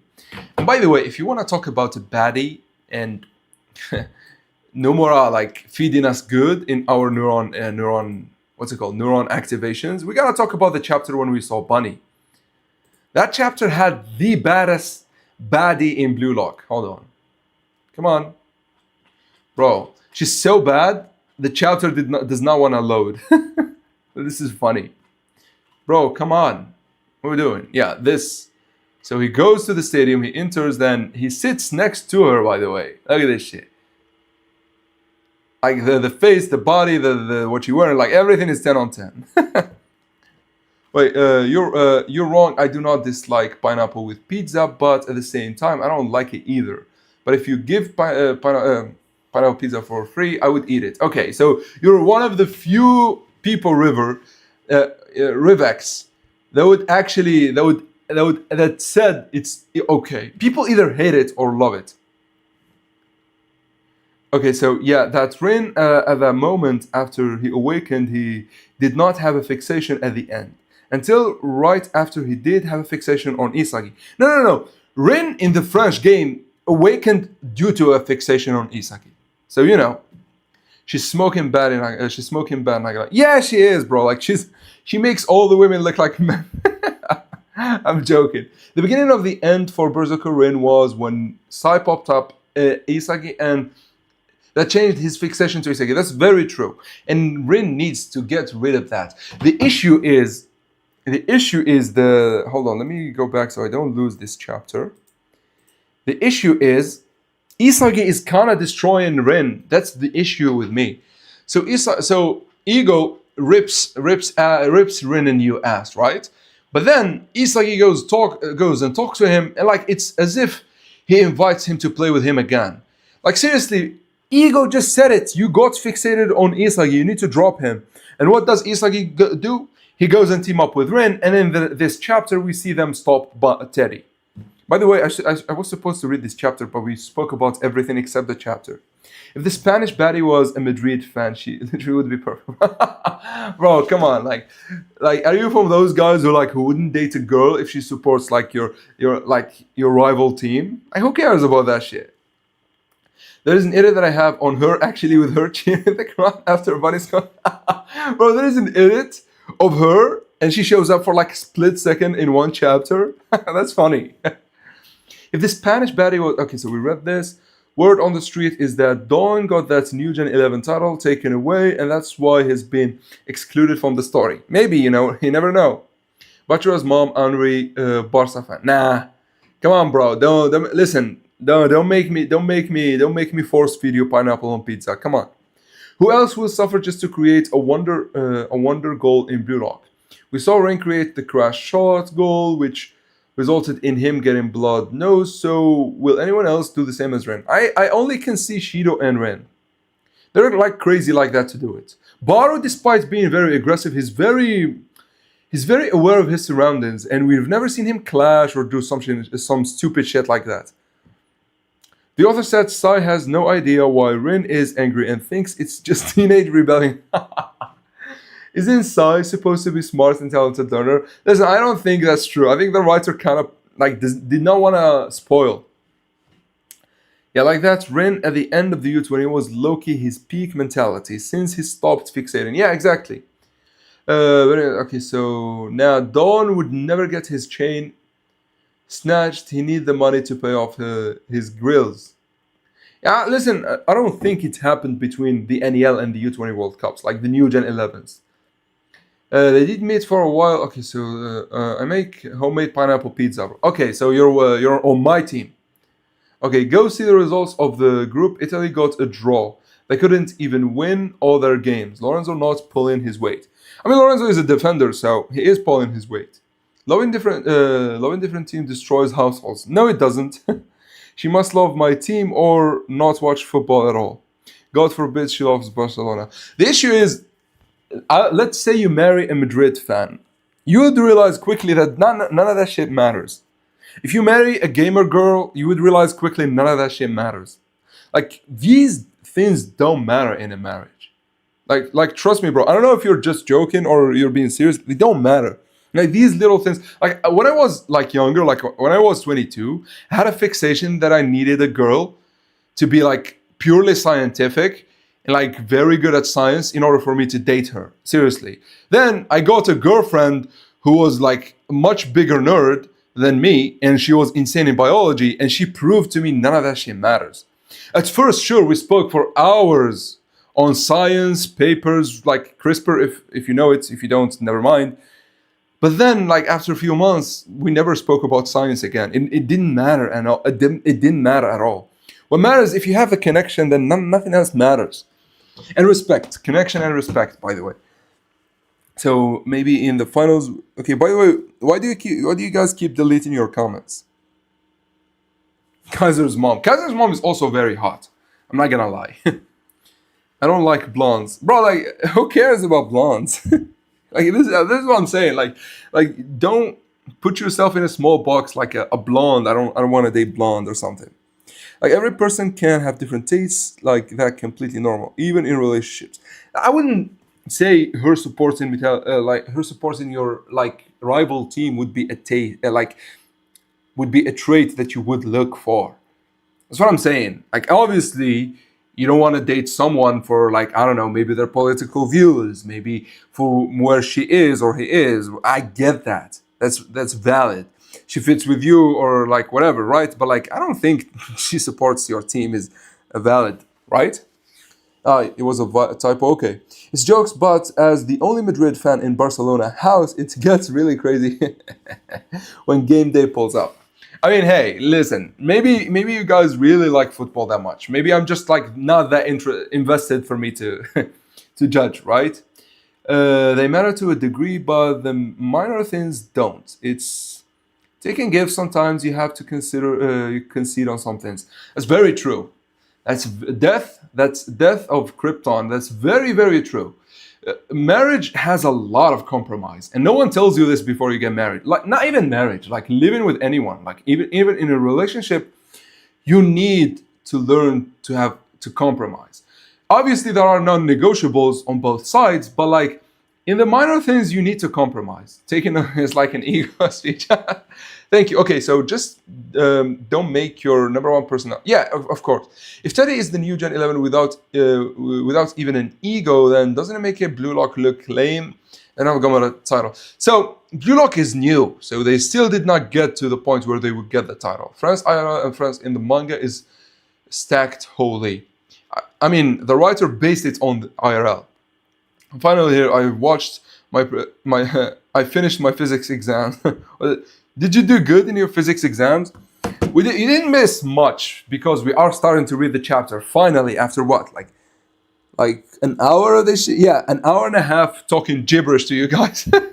And we were supposed to read the chapter together. So let's do it. So Nancy says, what the hell is up with this guy? Teddy Knight? Could it be?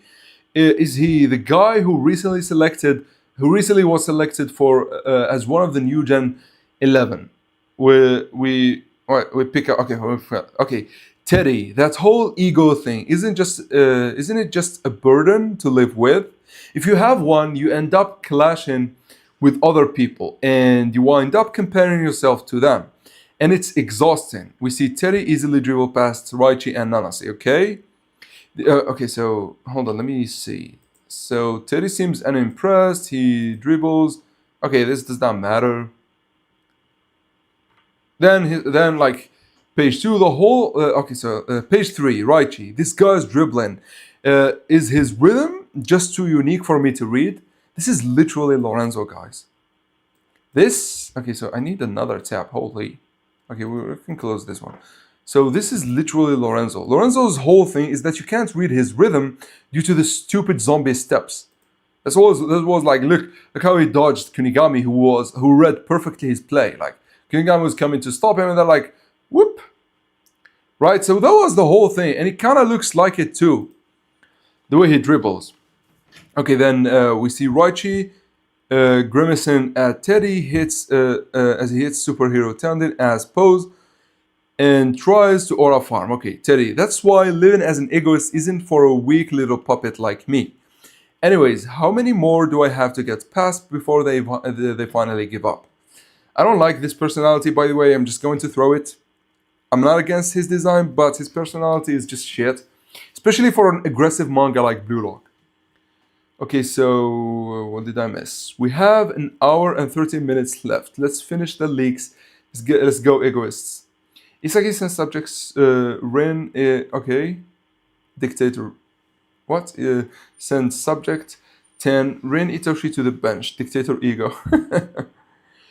We did our own physics quiz earlier. Low-key speed. We actually did.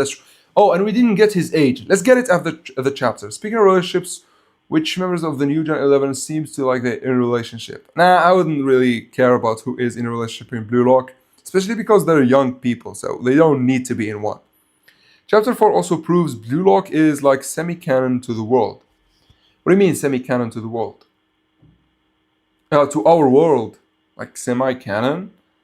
It's like, you're talking about Japan or you're talking about in general? Are they kind of good thing? Okay, great, the epic one. Good. That's my boy Raichi. Lorenzo just a noodle. Exactly. To me, it doesn't make sense that Teddy doesn't have an ego since seems to want to be a doll for the sake of England, unless that thinking was enforced on him, maybe by that Fox guy. This is why Fox being an alternative personality to Teddy makes so much sense, right? Okay, so I want to see El Clasico flashback between Bunny and Sai. That would be funny, by the way. Like, especially for the El Clasico and how great it is. Right? Okay, speaking of recently getting the new Generation 11 title, it also would explain why no one knew Hugo or Bunny and Loki as they were recently given the title. So the whole thing with the title being given is that it is given at a certain time of the year, right? And that's how as recent as it gets. So Nanase is saying recently, it means that, hold on, so let's see, when,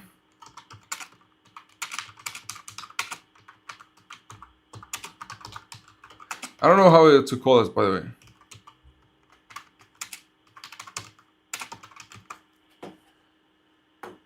So, give everybody, okay, nah. How do you call that? Like, how do you call the new Gen 11, but like for the pros? Okay, this is an AI overview. This is not what I'm talking about. Best, how is it called? Do you guys know the name of what's like new Gen 11, but like for pros? Teddy got ego aura, though. We see it clearly. Yeah, that's the thing. He has aura, so you know. But yeah, Lorenzo too has aura, but like Lorenzo's aura was Snuffy's. It wasn't his.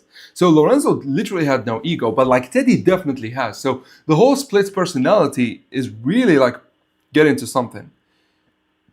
Okay, when does the FIFA Men's 11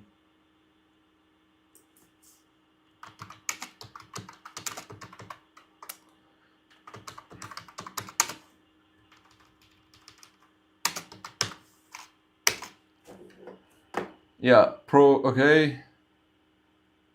Yeah, so November or early December. So at the end of at the end of the year. So this is so the new Gen 11 is literally this, but for the U20 team, but like for the U20 players. So this is when we get Teddy, like December, like last December. This is when we got Teddy be nominated to be a new Gen 11. But for Bunny, Hugo, and the rest, we don't know. We don't know when they were selected, right? So shall we carry on? Hold on. So a few minutes. Okay, thank you. Yeah, something like that. Can we get an episode Ray Dark, the FIFA president, because I want to know why he specifically picked the current new Gen 11. Yeah. By the way, so I think I don't know if that would ever be addressed. I think we'll just get Ray Dark in tandem of like the what he wants for the story, and not really like with the new Gen 11s. And by the way, remember guys, once the Blue Lockers become pros, the new Gen 11s no longer matter. Like, you remember what Prince said to Kaiser? He said, "I heard of you." Like he didn't watch him or anything. I heard of you, right? No sweat, Lorenzo locked down. No sweat, Kaiser with 100% accuracy and efficiency. Yeah, that's the thing. With no ego too. Ace, he kind of reminds me of Yuji's cog mentality. Yeah, a part of the cog. Yeah, I'm like in a system. I don't have feelings into this. Yeah, that kind of is Hugo in a sense. Teddy gonna be moving like Diavolo with that split personality. Who's Diavolo, by the way, or is it Diablo? Finish reading. Yeah, yeah. Sorry, Drake. I'll finish reading. One last comment. Maybe the author did it differently. It's the same thing with the round of 32 in this Euro World Cup, which wasn't finished until the 2026, and so maybe the author does the new generation. Oh, that could be a good theory too. Yeah. So Teddy was selected because this tournament was delayed, or it happened offset or whatever, right? So usually these tournaments happen in the summer, but maybe it was delayed or something, and Teddy was selected right in the middle or right before the tournament. Anyways, let's carry on. We see Isagi and Ren stretching, arriving behind Teddy. By the way, this, if you haven't seen it, this looks like a very shonen anime. This is not sports. They standing behind him about to whoop his ass as if he just murdered their families and shit. So, looking like Goku and Vegeta. Exactly, they look like Goku and Vegeta. Isagi, hey, since the meeting time had already passed, I came to check. And what idiot rat just decided to barge in here? Now, this makes me wonder. So, the meeting, is he talking about this? Is he talking about Ego talking to like Ren? Did anyone leave? But like we can see Aiko here. Yeah, and so it didn't happen in this chapter. And then we see Ren here with... So this happened after the game. Ren is like in sweats and shit. And so this must have been like in another day. It's like maybe a rest day or whatever, right? So I think Isagi meets the meaning here. He meets by the meaning like this little meeting with Ren. So yeah, I think that's what he means. If I take the ball from you, you'll shut up, right, Mr. Puppet? Come on then, we'll play with you for a bit. Weak little puppet. And this, I immediately did not like it, because we're back again to defenders not doing their job, and they're getting saved, and they're getting their asses saved by the fucking strikers, which I never liked in Blue Lock. Never, ever. I want to see, listen, I don't know, like, I know we kind of want to see Kaiser, for example, against Baro, but like, I don't want to see it all the time. Maybe here and there it works, kind of like it was in the Manshine City game. But like making it as if every attack needs to be faced by Isagi and Kaiser because they have meta vision is just ass writing. I'm not gonna lie. That's the only bad thing about Blue Lock, to be honest. Like bad thing. Especially because now we have defenders and they're not doing anything. Teddy's aura will likely be a wooden puppet attached to strings from a massive floating hand. But if not, his aura has to be a toy a child likes to play with. Yeah, that could be the case for both cases. And by the way, if you remember, Ren had that aura of like the puppet master. Okay, give my boy Charles a new Gen 11 title. Okay, we don't care about Charles. Ultra Instinct with their hair, Isagi. Technically, with the white hair, Isagi have Ultra Instinct. The chemical reaction would be diabolically strong. What chemical reaction? Yeah, and oh shit, Vegeta is also becoming the god of destruction. So literally, Rin, the destroyer, is like Vegeta, and Isagi with his white hair is like Ultra Instinct Ego. That's funny. That's funny, Drake. Bro, Aiko can defend on the field and off the field. That's true. Like wholly downscale. Yeah, bro. Look, Aiko, for such a beloved character, he got really done dirty. Yeah, they could beat even Zeno. At this point, we need Rin or backline. Nah. Rin is on the bench with his life on the line. Teddy does know that he can be arrested for violating Bachura, and he violated him before the game. I mean, listen, I don't think Bachura would be a pussy that he would actually go and tell on him, right? So I don't think so. I have a theory that Hugo will be the key to Noah's evolution, since how similar their mentality and auras are like, and the cogs with Hugo game ready and Noah's movement with the machine dribbling. Yeah, that's actually a good theory, and we speculated on this in a in a past live stream, because of the machine aura dribbling. The machine dribbling that is similar to Hugo's aura. You kind of get a feel for it. They're going to dominate in the next World Cups. You're afraid about Loki and Noah's chemical reaction? We are going to get Hugo and Noah's chemical reaction. Anyways, let's carry on.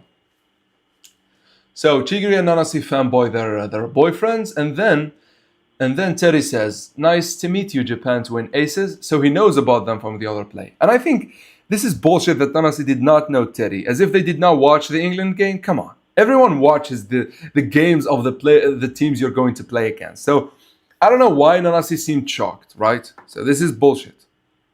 Okay, so we see Rin and Isagi run up towards Teddy. Rin specifically reaches Teddy first. Okay, so let me go see the chapter so I don't miss anything.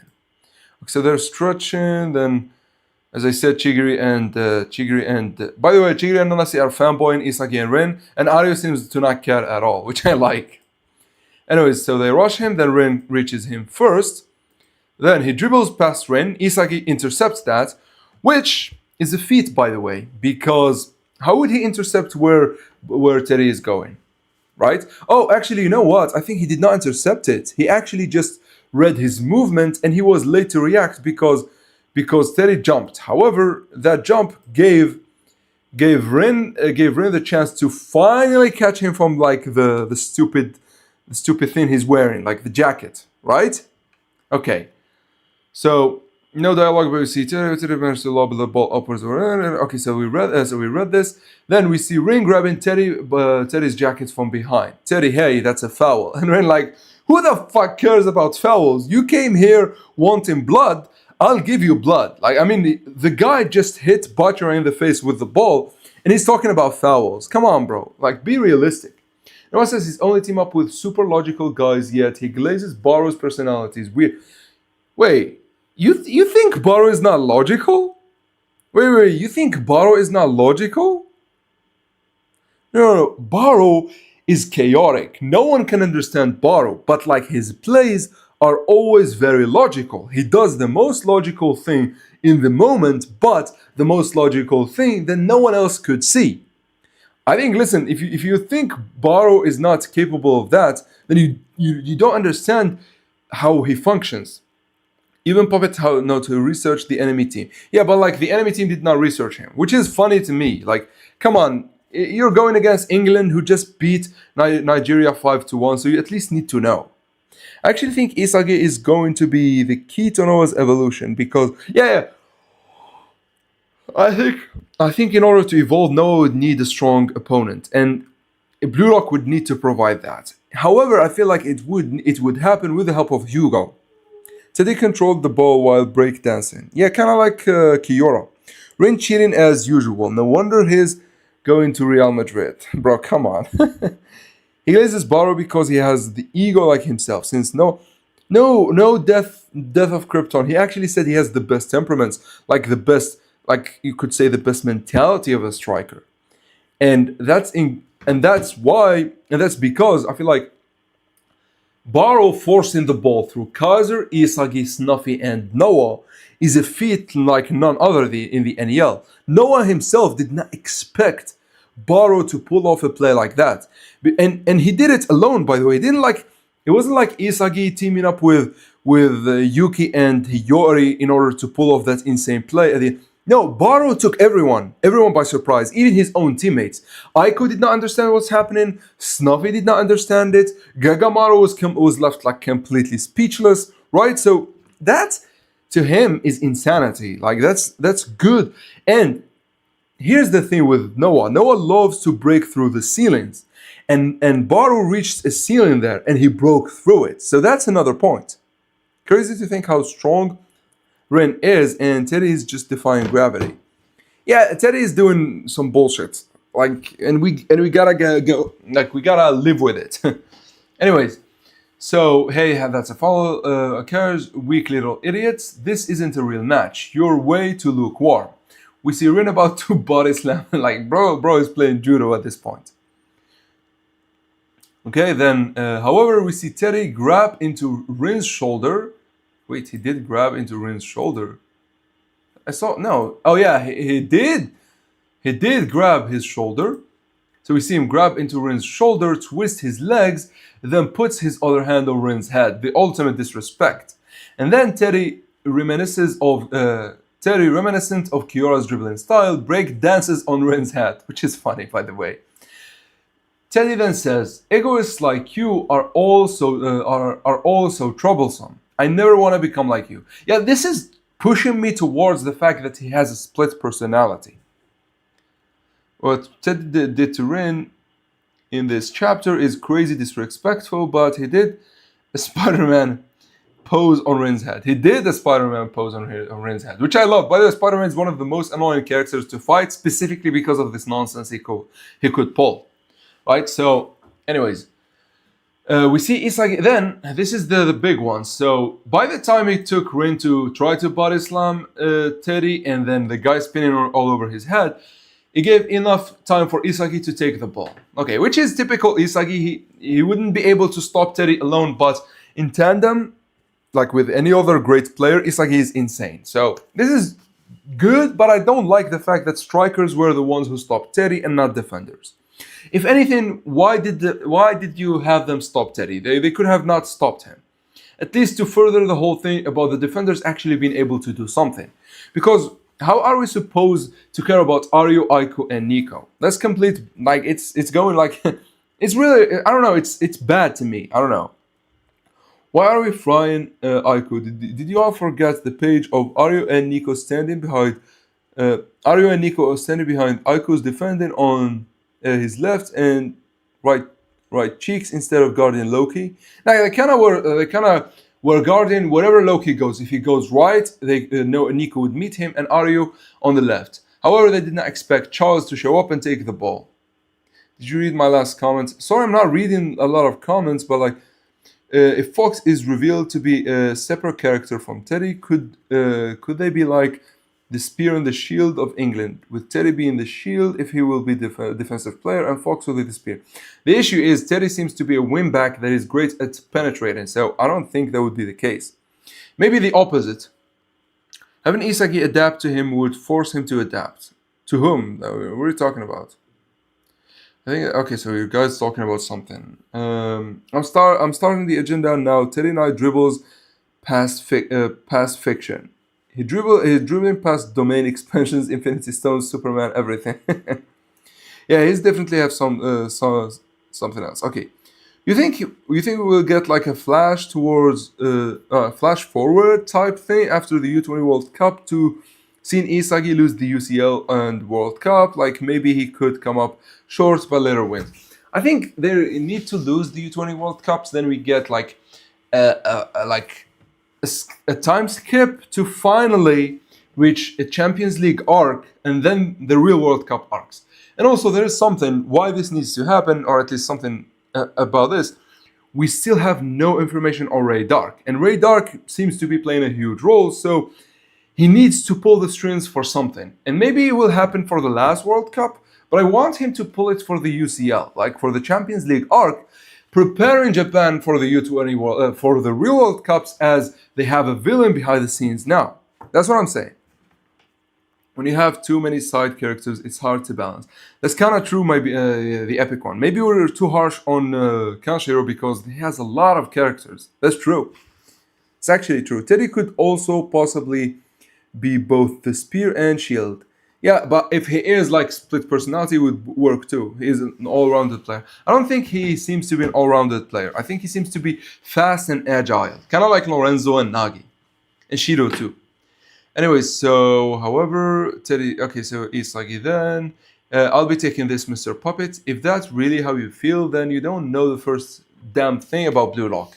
About ego. Who cares, bro? Like, I think it's like he's like talking, like he's beating a dead horse. The guy tells you I don't care about ego, and then bro tells him you don't know anything about ego. Yeah, I don't know because I don't care. We see Teddy and Isagi land on the ground. Oh, why don't you educate me then? Since you think you know it all, since you think you know how it is. It's about the drive to change your fate. A trashy doll like you could never understand. This is bad, by the way, because we're getting another Isagi involved rivalry, which I don't like.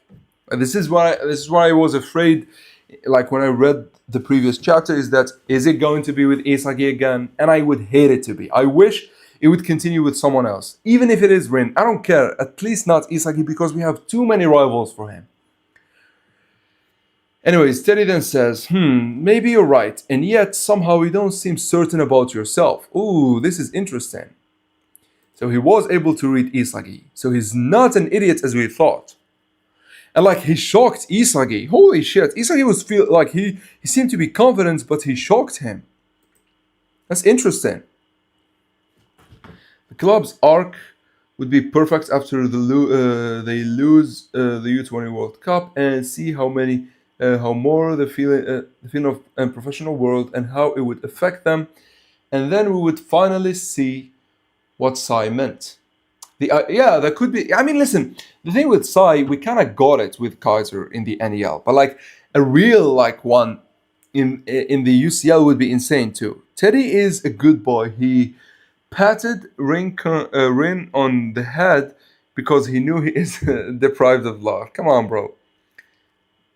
Okay, missed opportunity in the U20 game to give Isagi a rivalry with Sai too. They kind of did. They didn't give him a rivalry, but at least a potential team up, which is better than a rivalry because bro has way too much. Then Isagi is shocked, as I said, and he looks at Teddy with a bit of uncertainty. Teddy walks away from the group holding up 4 fingers and his thumb is folded inward. So this is the I need help. Hold on, I need help hand gesture. I need help.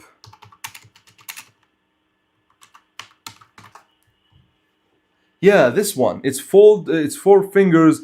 Oh, so you need to close your fist in order for it to be. Okay. So you need to do your yeah, but like this right here, this hand right here, Teddy kind of did it in the chapter. Teddy literally kind of did it, which could mean that he is being abused by Fox. Like maybe he is a slave. Maybe bro is enslaved in England. Yo, wait. You're not the unknown that I was talking to? There are 2 unknowns here. Unknown stranger and unknown X4. Yo, you didn't miss much. We're reading the chapter. Yeah, so I'm gonna start calling unknown stranger. I'm gonna start calling you stranger, and then unknown is unknown. I think that Noah has the golden brain with Blue Lock. It would mean that just like with how Noah is shown to have a God-given ambidexterity with both sides of talented learners and a genius. That would be interesting if Noah is actually both a genius and a talented learner. You have to remember, the way we know Noah is a genius is from Ego and Isagi, and it's not concrete as we think because it's very nuanced. And Noah could be like, much like his ambidexterity, he could be, oh shit, this works for Teddy's split personality too. What if one is a genius and one is a talented learner? That would be insane. Teddy asking for help, basically saying Ego is listening. maybe Fox is listening. The idea of Teddy being a puppet is not bad, but him calling himself worthless all the time is bad. Exactly. Like we don't need that shit. Yo, it's unknown. So unknown strangers talking to unknown X4. K5X. Nah, you're the clown. Only this manga could elevate children for football. Enslave children for football. That's funny, true. It's funny because it's true. By the way, guys, I'm beat. Like, I'm super tired, and we need to finish the chapter. So I learned what happened. I learned what I needed to. Like, this is not a talk of a worthless puppet. By the way, goodbye, Blue Lock. See you on the field. We see so maybe he switched personality. Oh shit, this would work. Maybe he switched personality the moment Rin tried to slap him. And then a talented learner emerged, and this is the reason why he told Isagi that you're not certain about ego yourself. Holy shit. If we get a Champions League arc, we have to keep in mind that we might not see all 23 Blue Lock players. Nah, I think they should just focus on the main players like Ren and Sai and Kaiser in Madrid, Isagi and whatever, like Noah in Isagi, Ness and Noah in Bastard Munich, Snuffy, Baro and Lorenzo in Ubers, you know, Manshine City with like Reo, Nagi and Chigiri and Prince, you know, these teams, they should focus on these strong teams. I don't think we need them to focus on everyone. But as I was saying, what if he switched personality here? He all of a sudden is composed. He all of a sudden he acts like a talented learner rather than a genius like before. Holy shit. This would be interesting. Bro, I need to turn this into a video. The issue is I have so much to do. I don't think I can do it. Maybe I'll do it Wednesday or maybe Thursday. Maybe I'll drop the video Wednesday or Thursday. Point is, let's carry on. Point is, this could mean that he switched.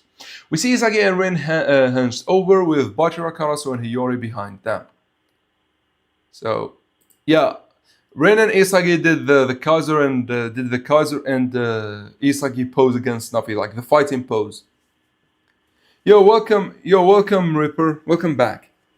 Yeah, he has a dark side. Holy shit. Maybe I'll call the video Teddy has a dark side or the dark side. Okay, something like this with the dark side. That's actually good. Anyway, yeah, the way he's talking, all of a sudden he seems to be very confident, unlike before. Bro, I would love for this shit to be true. Then we see Teddy leave the room. Chigiri creepy. Otoya, yeah, totally creepy. Then Aru extra creepy. Karasu, what the fuck was that? Even without going all out, it took both Rin and Isagi to barely stop him. I like how realistic Karasu is. Yo guys, I know we're supposed to face them and we need to pump ourselves, but what the fuck was that?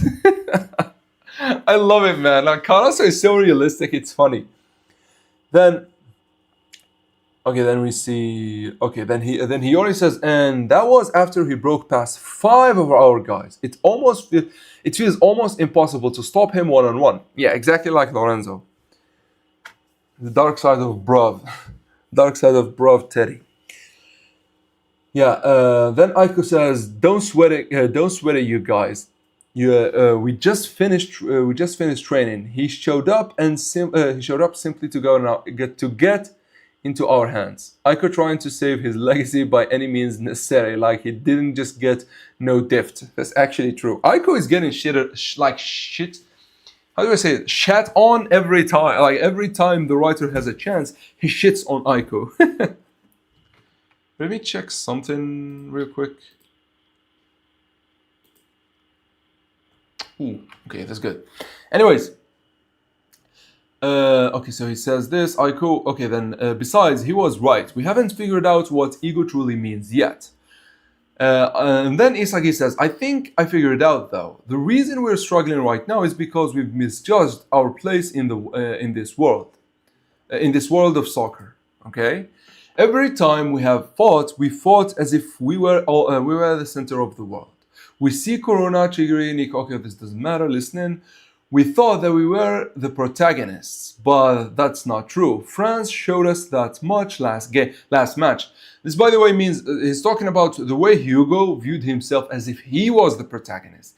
Everyone was part of his system. Everyone was so he can beat Pele and beat his record and win the World Cup 4 times.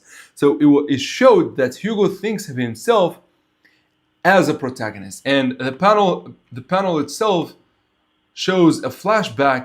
Shows a flashback to what's it called? What is it? Shows a flashback to Loki, Hugo, and Charles. Which is funny. Charles did almost nothing, but I guess he scored, so that's something. Anyways, let's carry on.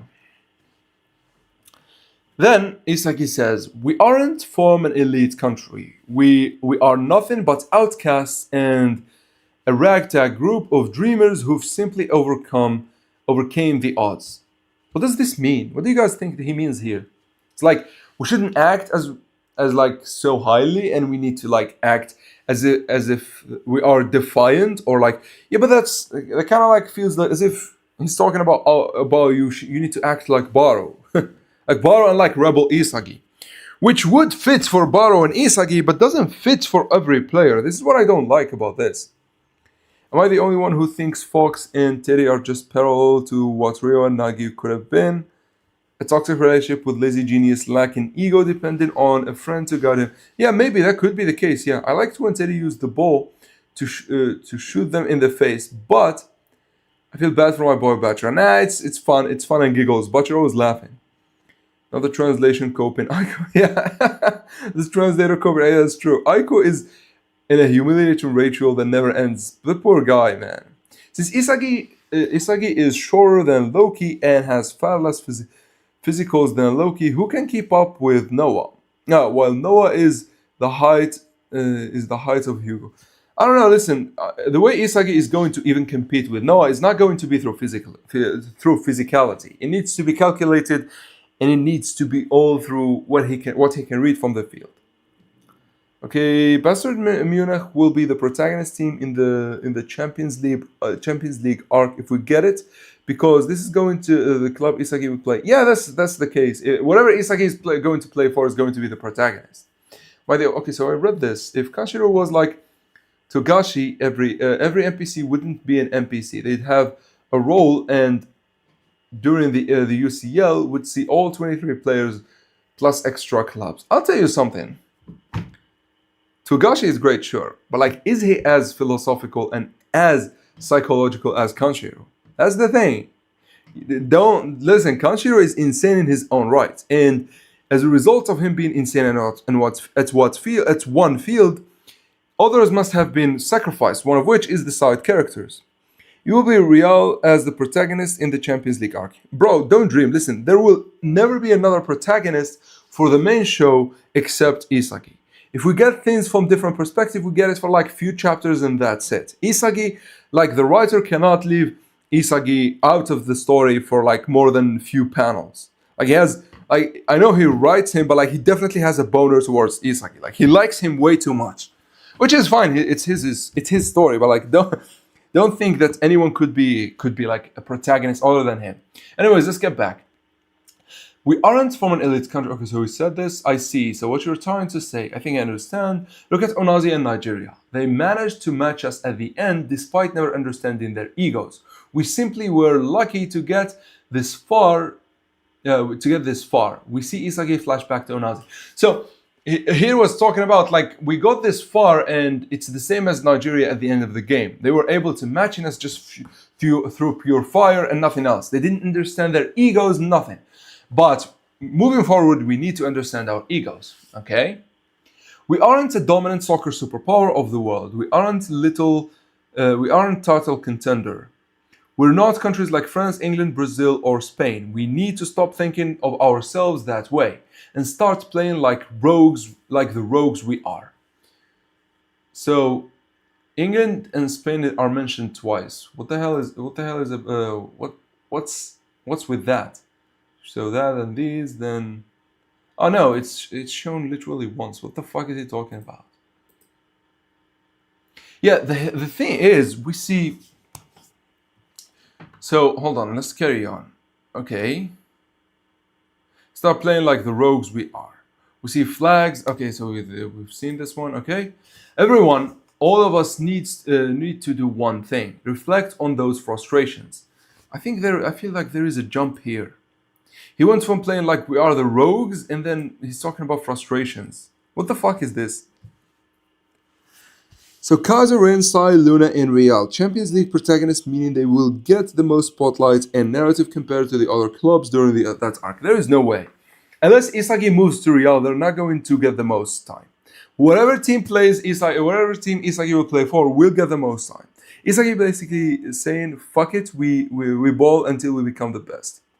Explain what Isagi means. This is the... you explained it? Where do you explain it? Kanshiro philosophy is always wrong, though. What do you mean Kanshiro's philosophy is always wrong? Where did you explain it? So Isagi saying we aren't heroes, we are the villains. We aren't guaranteed to win, we gotta get scrappy. I don't think that's what he means. Also, another thing, I'm pretty sure Kanshiro talked about Kaiser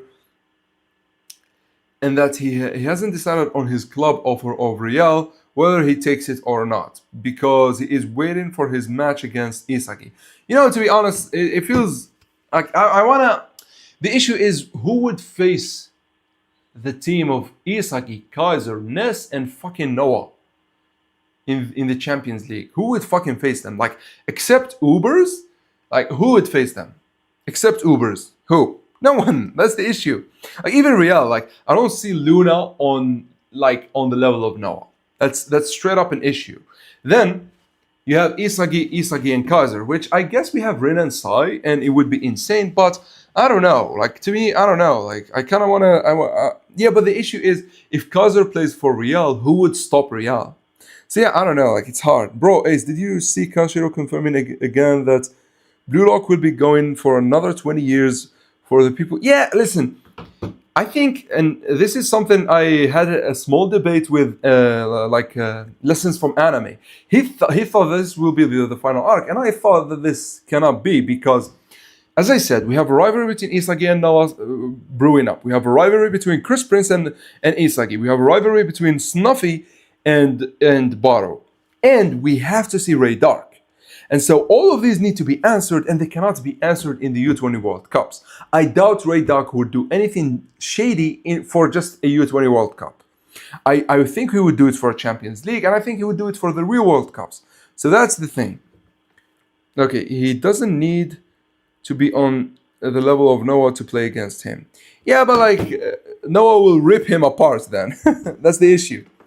Or maybe, listen, maybe it would be like the case with Levy. Sure, Levy was not on Noah's level, but he was able to score and perform. So maybe, yeah.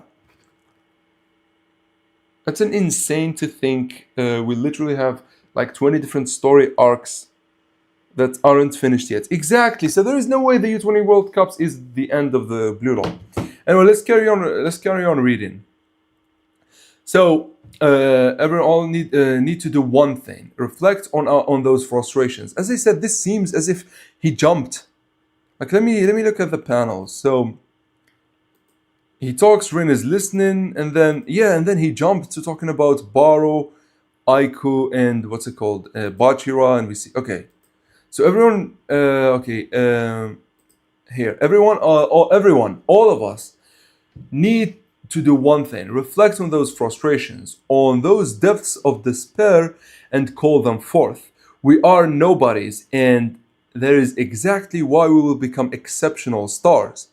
Then as he's talking, we see Baro's despair in the 2 versus 2 second selection match, Chiguru's leg in chain, Bachira getting overlooked by Ren and Isagi, which happened the game after this one. At the end of the second selection, Aiku admitting he wanted to play as a striker, and Hiyori gaming in despair.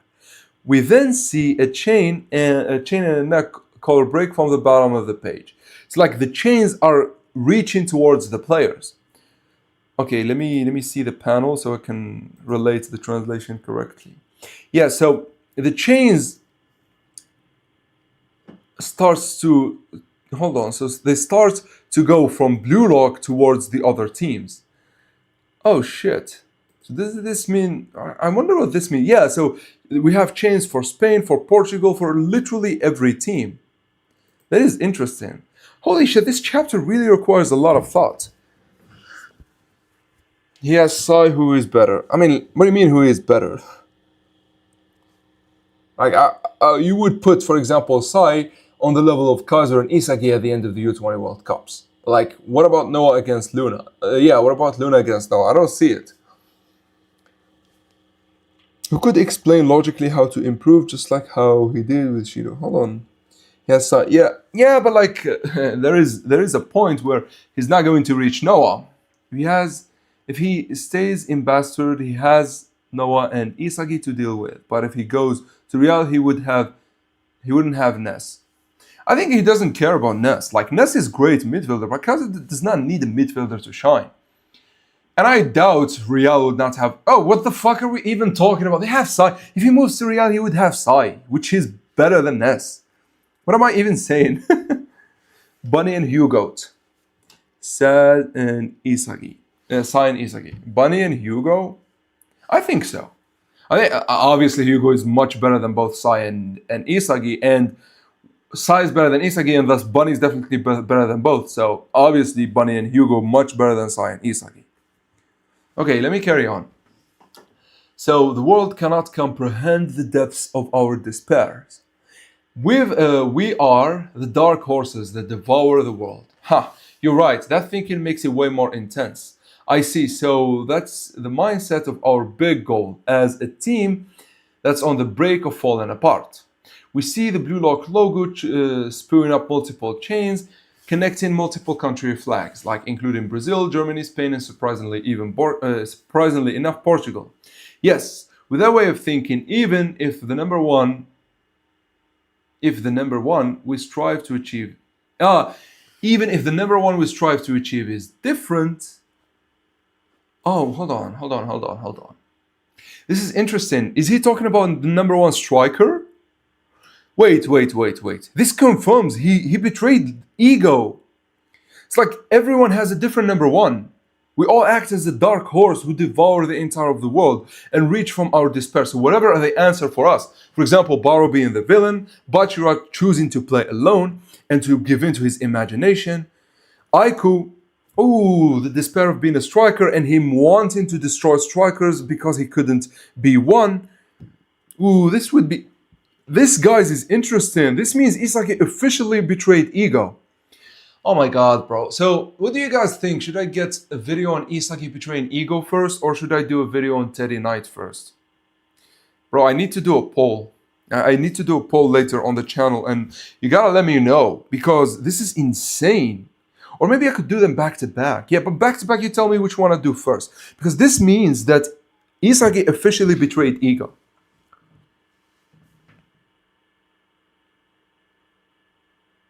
No, I think Kant, exactly. You MVP, exactly MVP, yeah. Even Luna said just heard of Sai being really good at one of their sub teams. Yeah, Teddy Knight. Yeah, Teddy Knight's first. Okay, so okay, I'll do a stream poll. Hold on. I think I learned how to do it. Wait, give me a second, guys. I'll do a stream poll and you vote. So, okay. Start a poll. Okay. No, not yes. Teddy Knight or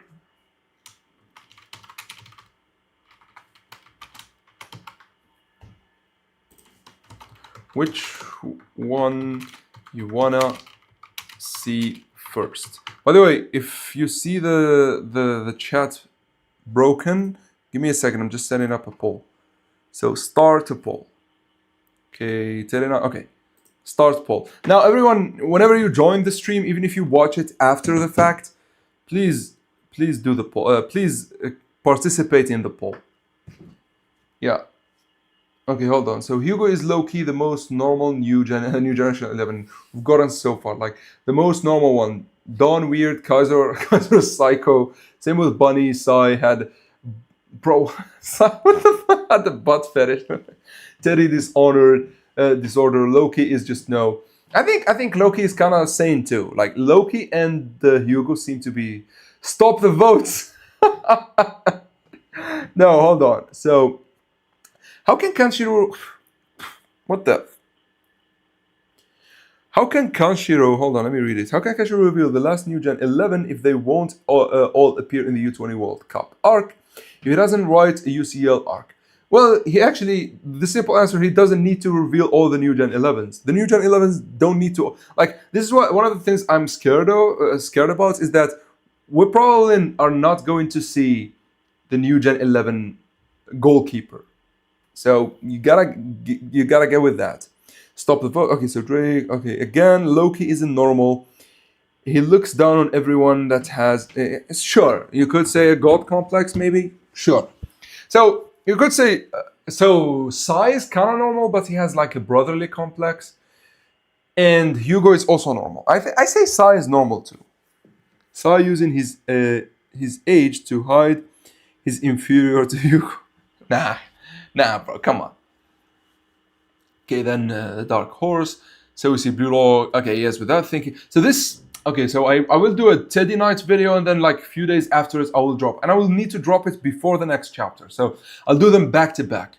Like maybe one on Thursday and the other on Friday or even Saturday. So, and in between, funny enough, and in between I could do live streaming.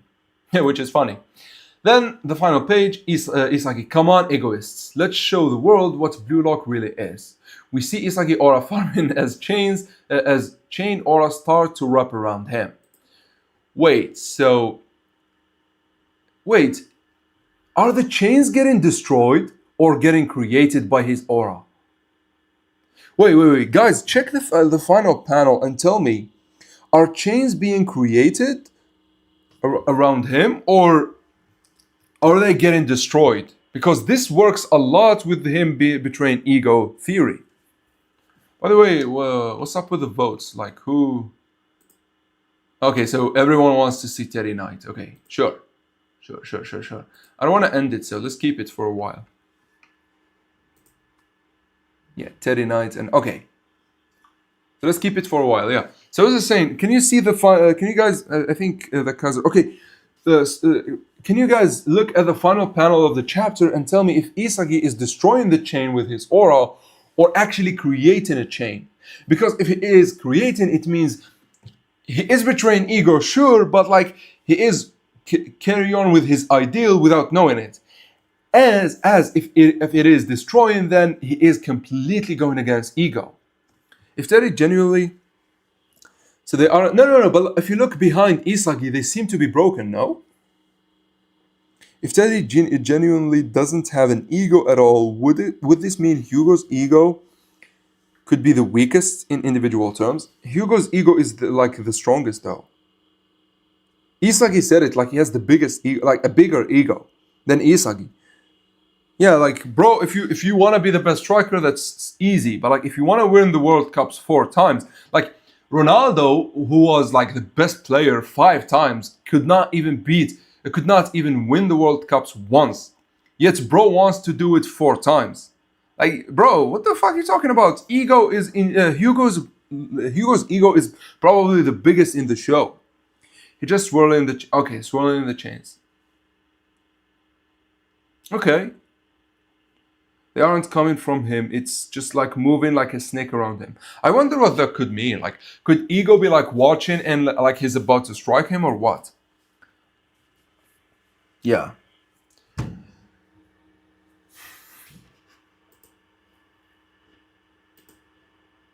This is an interesting chapter. I'm not gonna lie. At first I thought it was a nothing burger, but like this changed my perspective. This right here, this final one, it gave me everything I wanted to do the theory. Yeah, so what do you guys think? Yeah, this is interesting. I'm not gonna lie, this is really interesting. I love it. You know what? I need to reread this chapter and the one before it, then chapter 8 and 4. And this chapter, and so 352, 353, and 352, 8 and 4. I need to read them, and we will cover them in the next live stream because this is really interesting and really important. And also, by the way, oh no, it's not. Never mind. But didn't Ego want every Blue Locker to be number 1? No, they didn't want them to be number 1. He wanted them to be the best striker, which is completely wrong. He thought, like he says it here in chapter 8. It's like he says, You must take up armed strikers, make fools of your. Okay, not this one. Where is it? You mustn't let yourself accept being confined to your role. So, for example, Aiku, he was confined to being a midfielder. He should have fought it and became a striker. Everyone, like Nico, Aryu, doesn't matter. But like for someone like Nico, he enjoys being a defender. So that's immediately wrong with ego. So I want to see where this goes because the civil war thing is really getting intense. I think it means like he's getting a new ego. His ego is changing. Maybe. I mean, with the Luna that he will see his malice as bullshit and destroy that and help him. Okay, so you guys are talking about Sai and Luna, and I'm not following. Sorry. Hugo's dream of winning the World Cup requires an international team. He can't do it by himself. That's why I meant by the weakest in individual terms. I don't think there is a weak ego individually. So sure, it is a team effort, but like, let me ask you this: what is Hugo doing? He's building that team literally. So that's an individual ego. Like you cannot separate the two. All this ego talk only fits talented learners. Geniuses should be nonchalant and never understand the terminology and just focus on their feels and instincts. The issue is, by their nature, if they are nonchalant and not care about anything else, that means they're egoists because they're only focused on their craft and whatever they want. For example, Shido to explode, for example, Baro to be the king of football. You get it. You become a striker. You become a striker. You become a striker. He becomes a striker. Everyone becomes a striker. Ego. Yeah. He doesn't want everybody to be a striker. He wants the striker. No. He wants everyone to be a striker. When Karasu helped Hiyori to score and did not score for himself, Ego told him, "The fuck you're doing, boy? You're trying to destroy Blue Lock?" Yo, what's up, Noah? Welcome, bro. Welcome. Welcome back. We're about to end the stream. Like, I'm super tired, and we've just had a blast in this stream. I'm not gonna lie. I really enjoyed it. He doesn't want. Okay, so if Gagamaru fights his role and leaves the door open to go to score, won't Ego be a hypocrite and punish him? Exactly. He did. He was a hypocrite. He was a hypocrite by punishing fucking Ren. Ren literally did what Ego was supposed to do, like what Ego ingrained in them. Yet Ren was punished nonetheless, right? That's interesting, Ace, because Noah said he loved his life. What he lived his life the most effectively to become a striker, and he said because of that he ended up being number one, meaning his focus was never to be number one. I don't think so let's get to that. That's literally my favorite chapter in Blue Lock. So let's read it before I end the stream because I get to talk about Noah, so I'm happy. By the way, it's almost 1 a.m. for me here, so you know. It's really late. So Isagi fails at his stupid training, whatever he goes to. No one then tells him this. I crack your logic, whatever. So I told you to revise your thoughts process, didn't I? Isagi, what's the first thing you do when you wake up in the morning? That's first step. Is it towards being the best in the world? Each minute, each second of every day. By the way, he says the best in the world. He never says striker. The best of every year. Are you truly spending all of your time to become the world's best? The world's best. You know what he means, the world's best? Whatever the fuck you want, are you spending all of your time to be that? I'll give you an example of this.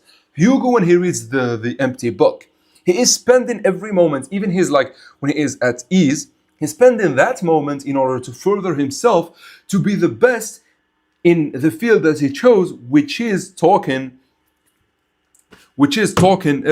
winning the World Cup 4 times. So being the best for Hugo is different. Being the best for Bachiro is being the best, the most free player.